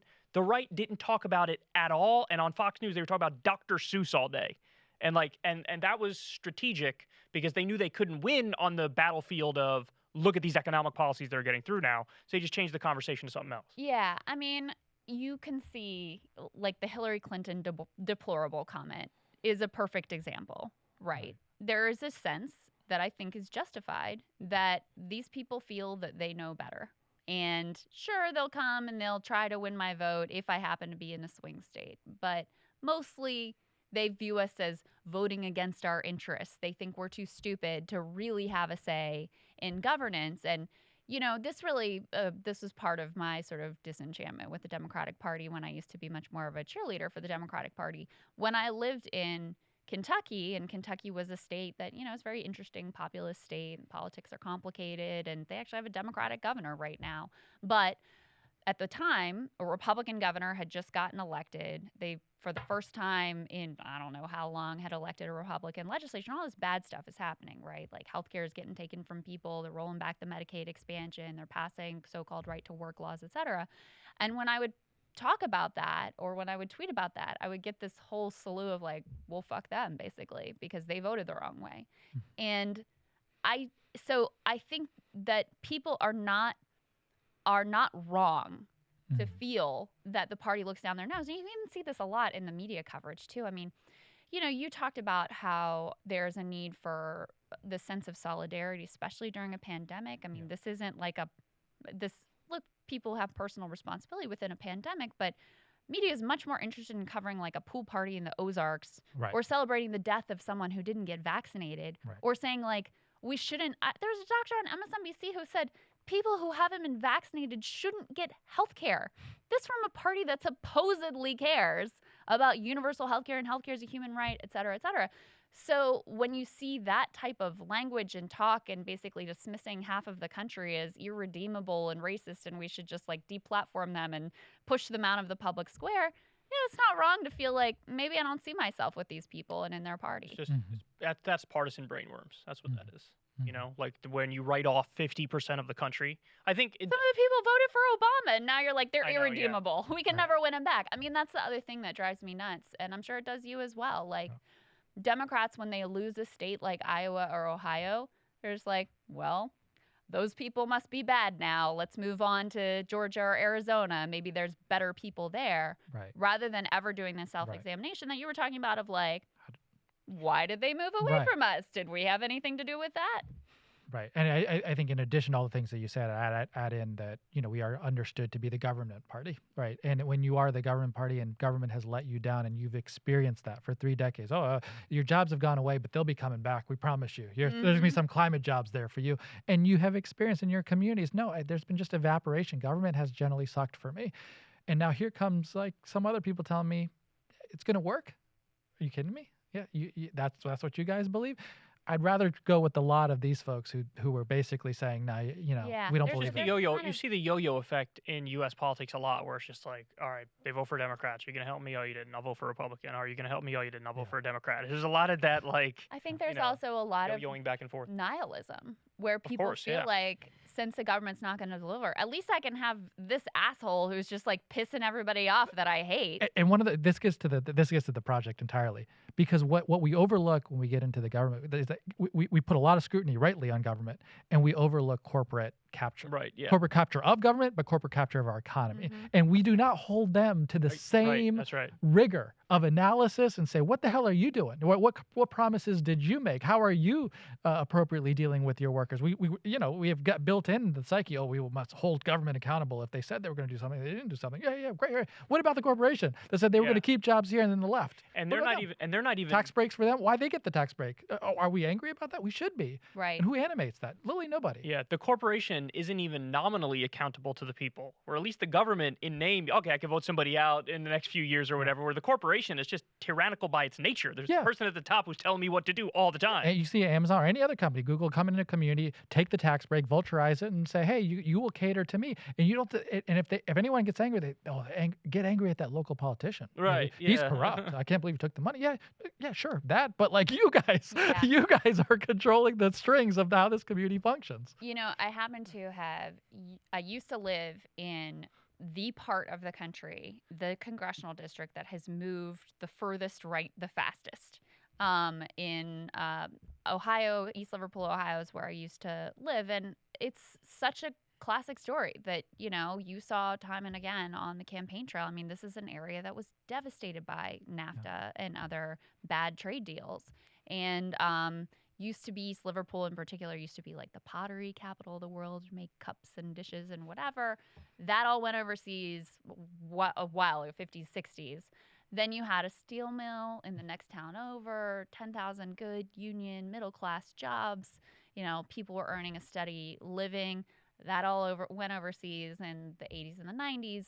And so, people now it's, struggling with addiction and poverty and all of those things that are common stories in small town or small city, in place after place after place. And so people just feel abandoned. They feel pissed off. They feel abandoned. They feel looked down upon. They feel used. They feel like politicians come to their town, because it used to be a swing area, come to their town and lie to them and tell them what they want to hear and then go on their merry way. So I do think that the Republican Party here, and probably, I know less about the right of center parties or populist right parties around the world, but I think they sort of feed on that nihilism and say, look, at least we can be assholes and overturn the apple cart and piss off the people that you hate. Yeah, but it's all in rhetoric only. That's the reality. That's all it is. Yeah. Krystal, I know you appreciate this with kids. Like, I was recently watching some old Mr. Rogers, and I was thinking about some of what you just said about. There used to be a segment in Mr. Rogers, detour here, but that he would do these little segments where he would go into and show you how a crayon is made. I remember those Do you remember really that? well. And it would be made in America, and you would see the workers, and he would teach you. And I was reflecting on some of these recently. I bet you could go through every one of those episodes, and they're all gone. Here's how a pot That's is made, true. and here's how a crayon is made. Here's how this thing is made. Well, he's based in Pittsburgh, too. Yeah. And it's gone. Yeah. Treasure. Well, we really appreciate the work that you're doing. You got more? I got one more question that I wanted to get I'm to. here for you guys. All right. So, you and I worked together. We got Bernie on Joe Rogan's podcast. Oh, yeah. Then, Thank you for your help on that. Well, maybe thank me for my help on that. But what I was going to ask you is the backlash. So there was this backlash that happened as a result of it. Yeah. What do you make of it? What do you make? Do you think it was performative outrage, fake outrage? Was it just because people in the elite media don't like Rogan? And do you regret any of it or what? Now, I turn this into philosophical conversation about my school of politics. I'll just offer my point of view on this. And I appreciate other people have different points. My point of view is where I'm engaged in the art of persuasion. That is why I'm in this. I've been always motivated by injustices in our society. I want to do something about those injustices. And so when I see people who don't agree with me, I want to reach out and figure out both why they disagree, what can I do to persuade them to agree with me. And so, both in going on Fox News town halls, going on conservative podcasts, going on, talking to Joe Rogan, I see opportunities, and I wish there were more of them, to go talk to people people who don't already agree with you. And we did a lot of talking to people who agree with us on the campaign. We hold a bunch of rallies, go talk to people. And in the center, I felt strongly like, where are the avenues where you can have an honest and real conversation just about the issues that you care about, not assuming and anticipating that the other person might fully agree with you, but just would give you a platform to be able to have that conversation. And to his credit, Joe Rogan, if you go back and listen, please, I urge everyone to go listen to the podcast, gave a wonderful platform to us to at least have an honest and thoughtful conversation. The center said one of my favorite things during the entire campaign, during that conversation with Joe Rogan, when he's talking about how, corporations get away with essentially not paying anything in taxes. Rogan's like, but why? Why do they do that? That should be illegal. And Bernie says, Joe, it's legal because they write the laws. Right. And it was a beautiful moment, right? Yeah. I was like, exactly, right. Yeah. But it was like those beautiful moments come because like you're engaging with someone who doesn't already necessarily agree with anything. And that I believe strongly in. Well, it was really weird to me watching it from the outside. It was really interesting to me because Joe Rogan was very clearly like, I like Bernie. I'm signing on to Bernie. He gave him like a sort of a tepid endorsement along the way. I'll probably vote for him. Yeah, It was I'll like probably as vote strong for him. as it went. Now, We lean into like he's gonna vote for us. Yeah. But so that's Joe Rogan, the #1 podcaster in the country, by the way, saying I'm with this guy Bernie, and then somehow it was twisted as if like Bernie had signed on to every joke Rogan had ever made. Yeah. So where he said some trans thing in like 1999, and it's like, oh my God, how can Bernie support that? Bernie didn't say anything about supporting that. It was Rogan who said, I'm signing on to what Bernie's doing. And strategically, we talked about this, Kyle, the hardest part of our campaign, the thing that we always felt we had to overcome was electability, that we could beat Donald Trump. And the way in which we wanted to project that was not only like lots of different opportunities. Every time I could see an opportunity to do that, I wanted to seize it. There it was. Yeah. Like what better example? Here's a guy who's likely a Trump voter who voted for Trump last time. Well, no, what he did, he said he would prefer Bernie over Trump, but then when it was Biden, he was basically like... No, I meant last time in 16. No, I don't think he voted. Oh, he didn't vote? Okay. No, vote Gary Johnson, and he voted for Gary Johnson. Gotcha. So here's a person who's essentially not a progressive. Or like apolitical, not progressive, right. And here you're converting and persuading people. That was what Bernie was doing. I really feel strongly about this because of the Bernie bro narrative and all that stuff that's out there. One of the things that I got angry about and still get angry about is we've lost touch with true populism, right? Of like people getting out of their seats and getting enthusiastic and believing in something. And when you have that, when you have true populism, when you have true people who just love and support an agenda and a person in Bernie Sanders, it can be messy. Guess what? Some of those people have not been traditional Democratic voters. Guess what? They haven't worked for Democratic politicians. They haven't been engaged in politics for a long period of time. Tweeted controversial Some of things them have said some of them have said things that you don't agree with. Some of them act in ways that you don't always like. But that is the messiness of true populism. And I in trying to usher in a campaign, I would try to explain this to all the reporters who'd be very angry about, aren't you going to condemn this? I'm like, all we can do is lead by example of the values of Bernie Sanders, but also appreciate that people are coming from different walks and different places in life to support this campaign. And I want to both say these are the values of Bernie, but also respect and appreciate that you might be coming from wherever you might be coming from. And that's how you reach out and expand the base of a Democratic Party, which Bernie was doing better than any politician that I'm aware of, and yet he would frequently be condemned for it, right? Frequently. And it read just the pisses comments me on off. the Rogan. The comments were like, I thought this guy was crazy. I thought this guy was a hardcore communist or what. And now I'm listening to him talk. I agree with everything he says. And this is from people who were nominally apolitical or leaning right or whatever. And Bernie was convincing them in real time on the #1 podcast in the country. And the media looked at that and said, that's unacceptable. That's a That's bad a bad thing. There's Right, a problem there. Not that there's an upshot. Yeah. Oh, hey, look, maybe he might be better positioned to defeat Donald Trump. Look, he's being able to persuade millions of listeners of Joe Rogan in addition to Rogan himself. Right. I also think this gets back to like, why is the Republican Party making gains with certain segments of working class Americans? Is like, the Republicans, the right and the right commentators are a lot smarter about this stuff. Rogan says one thing that agrees with them, and they're like, clip it out, he's ours, run articles, yeah. He's just like us. He thinks like we do. He can say 1,000 progressive things, and no one And the pays left never any goes, attention. look what he said. It's the a only left-wing thing thing. they care about is when he says something, stupid Nominally about right, yeah. vaccines or whatever. Yeah. Mhm. And it's like, why wouldn't you want to affiliate with and claim the person who is the number one podcaster It's just in smart the world, politics. Yeah, it's just intelligent and politics. to do that. incredibly popular, and has, you know, a group of people who are in his audience who may be persuadable, who may, you know, see themselves in some of the things that you're saying. It's, to me, that sort of thinking is so counter to, you know, to actually building a coalition, actually being able to move policy forward and have a you know, universal health care or free college or any of the things that we believe in. If you talk about this project where you're trying to engage with More Perfect Union, you're trying to do persuasion, which you're in some sense what we're trying to do is break a bubble for some people who may not all just experience the life of somebody who isn't completely like themselves. Yeah. Who may not have worked at McDonald's, may not have worked at an Amazon warehouse, may not like know what that's like. Yeah. Break the bubble, empathize, see it, understand it, respect it. They're coming from a different place. That's you got to have that. You get remember if you're engaged in the political sphere, you're engaged in persuasion. I want to believe you got to urge more people to support your perspective. And it pains me when you get kind of chastised and run over the grill just for you know, trying to speak to people who may not already agree with you. Yeah. Guys, go subscribe to More Perfect Union. If you don't, you're missing out. I mean that. Follow him on Twitter, subscribe on YouTube. If you're able, send some money, grassroots funded organization, just The most important work, yeah. stories that are nowhere else in the media. There is a gigantic hole, and thank you for doing the work to try to fill it. Part of the fabric that you guys very much are a part of, and we would not exist if you weren't also able to help us and lift us. So thank you, and please support these wonderful You're very journalists in front kind. of you. I'm just an asshole with a microphone, but thank you very much. I appreciate that. Great to have you, Faiz. We appreciate Thank your you. time. That was Faiz Shakir.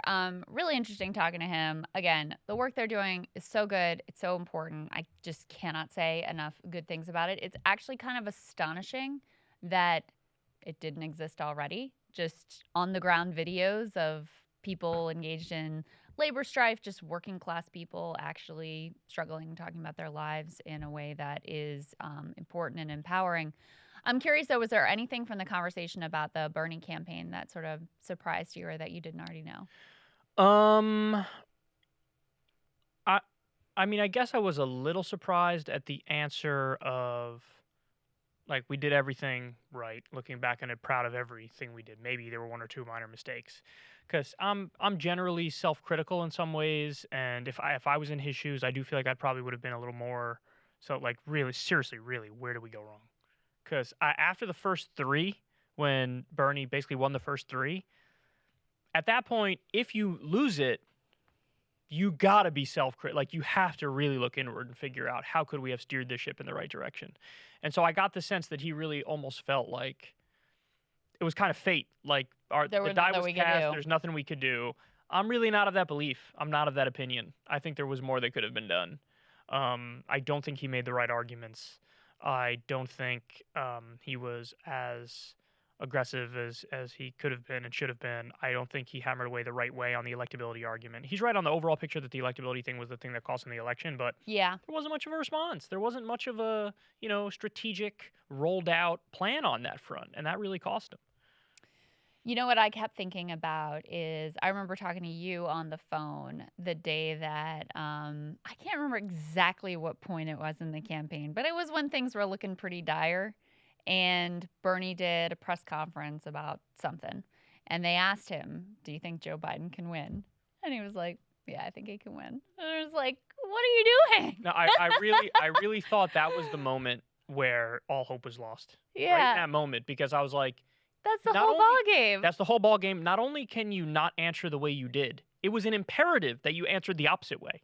Even if you think Joe Biden can win, you're supposed to say, "No, Joe Biden cannot win. We ran this experiment in 2016. Hillary Clinton has the same politics. She has the same record, and look what happened there. She was the safe candidate. Everybody thinks Joe is the safe candidate. Well, guess what? You're looking at the safe candidate. The safe candidate is me. You cannot vote for Joe Biden. That's a second term of Donald J. Trump." Yeah. That's what you have to say. If you don't say that, what are you doing? Well, it was also kind of interesting to me that Faiz seemed to sort of agree with the voters' perception that Joe Biden was electable. Now, he thought Bernie was electable too, but he said to us, "Look who's in the White House." They were right. Yeah. Joe Biden could get elected.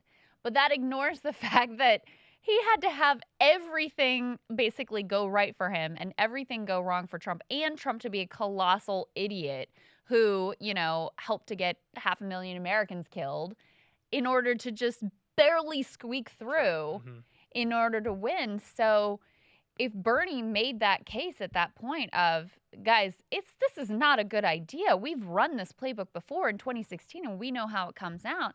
That would have been completely correct analysis. And listen, the one criticism of secular talk that's accurate is that I'm repetitive. But you know where that's a massive benefit? In politics. And he should have said that. Oh, anytime he's in front of a microphone, he needed to say that. Yeah. And he needed to be aggressive. He needed to be forthright. He needed to make that the duh position, where if you ask anybody, who's more electable? They're like, well, obviously Bernie, because we did the thing with 2016 with Hillary. You need to make it reflexive for people. Yeah. Make that connection. Right. Almost like branding for a product. Like, well, McDonald's, I'm loving it. Like, it's got to be a thing where it's Pavlovian with people. Especially when you know that the media is going to be doing that exact same thing with the opposite of that narrative. Right. So they're going to be telling people over and over and over, you got to go with the moderate. You got to go with the establishment. You got to go, if you want to beat Trump, you got to go with this dude. You have to make your own case and then make them debate your premise. Because if they're debating your premise, they're fighting on your grounds. Because they're repeating your arguments. Yeah. Even if they're repeating it to disagree with it, doesn't matter. It's like when Richard Nixon was like, I'm not a crook. People were like, is he a crook? He just said he's not a crook. Is he a crook? So it's the same. If you make the media debate that, is it Bernie or is it Joe? Just by nature of the fact that they're debating it, by virtue of the fact that they're debating it, it helps Bernie. It would have helped Bernie, but he needed to repeat it all the time. He gave the exact wrong answer.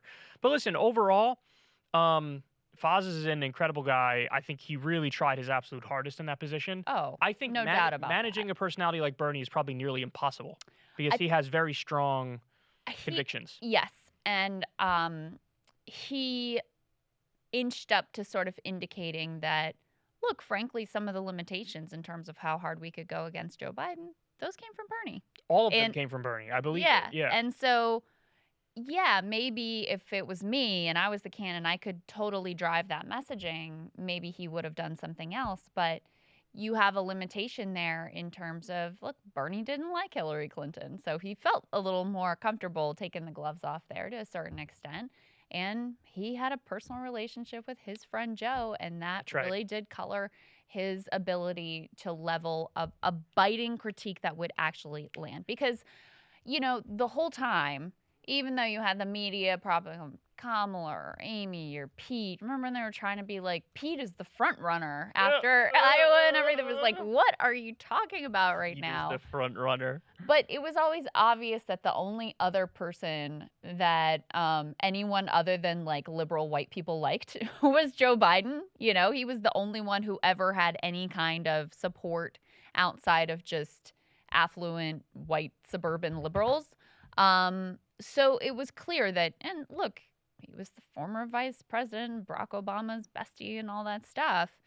It was clear that Biden was going to be the most formidable opponent, and they were never able to really make an effective argument, really land a glove on him in a way that would hurt. And how would it hurt? That electability piece is really the only thing that people cared about. I think they're right that, the past record for a Democratic base, that didn't really land because at the end of the day, yeah, they liked Bernie better on the policy. They knew Bernie had been better throughout his career on policy. But the top issue came down to who do we think can beat Trump? And they bought the media-made narrative about Biden over, this sort of like vague illusions and loose case that was made for Bernie on that front. I think policy can matter, but it's all in how you present it. And the way Bernie presented it was difference of opinion.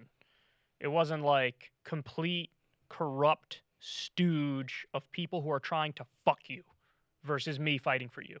If he had put it in that stark of a way, yeah, maybe it's a different story. But you're right. When you present it as just differences of opinion, then people could fall back on something like electability and say, well, you have some disagreements. I honestly think the way that this was all set up and how much the Democratic base had bought into the idea that Trump was truly like Hitler's second coming and an existential threat to the Republic, I don't think that they were prepared to vote on anything other than really electability. And that varied some by age. I mean, that was partly when you asked younger voters, do you care more about electability or the issues, they were more likely to say the issues.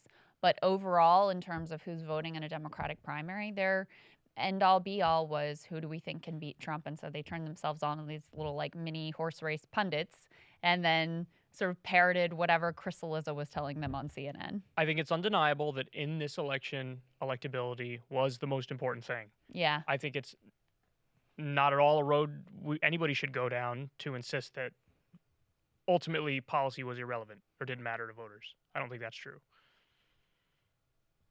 So what explains the fact that they liked Bernie more on policy and they voted for Well, I just told you. I said it's undeniable that electability was the most important factor in this election. Yeah. I would just not use too strong language. You wouldn't to say that was like the policy only is thing. irrelevant.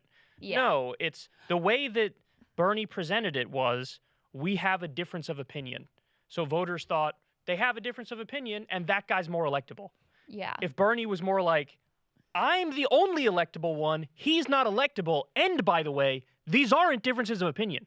War crimes are not differences of opinion. Supporting an illegal and offensive war against a country that didn't attack us and destroying a region of the world is not a difference of opinion.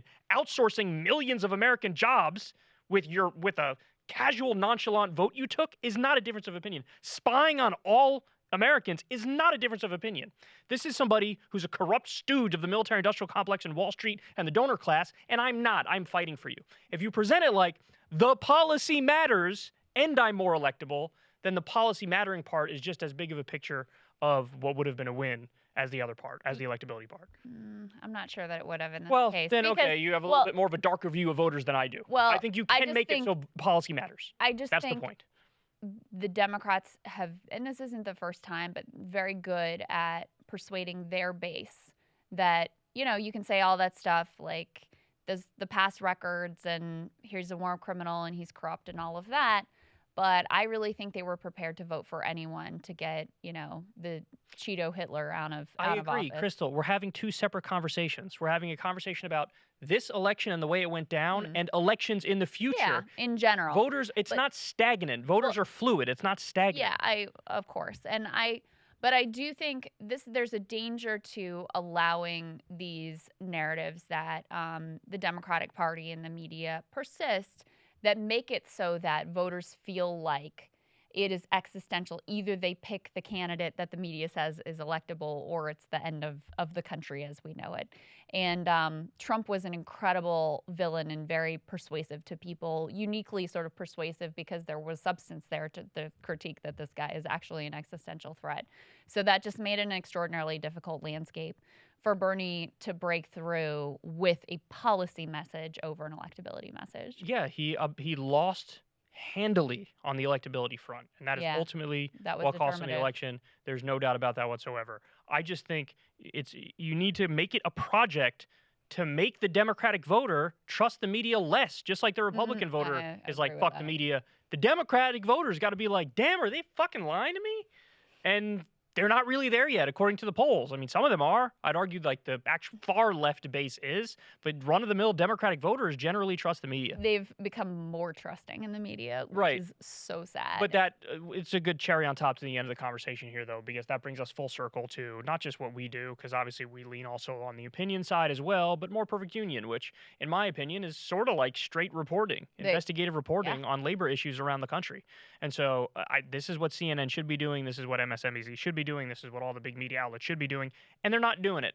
And it took Faiz to step in to fill this giant gaping hole in the media landscape. Yeah. And it's really important. Everybody go subscribe to More Perfect Union. I can't say it enough. I'll continue to cover their stuff on my show. I know Krystal will on your show. 100%. Probably have people from More Perfect Union on your show as well. Yeah. It's really important, guys, because, again, I say this all the time, but when it comes to the media landscape, oftentimes it feels like we are looking around at all these giant existential issues and problems, and we're standing in front of a tsunami with our hand up like, stop.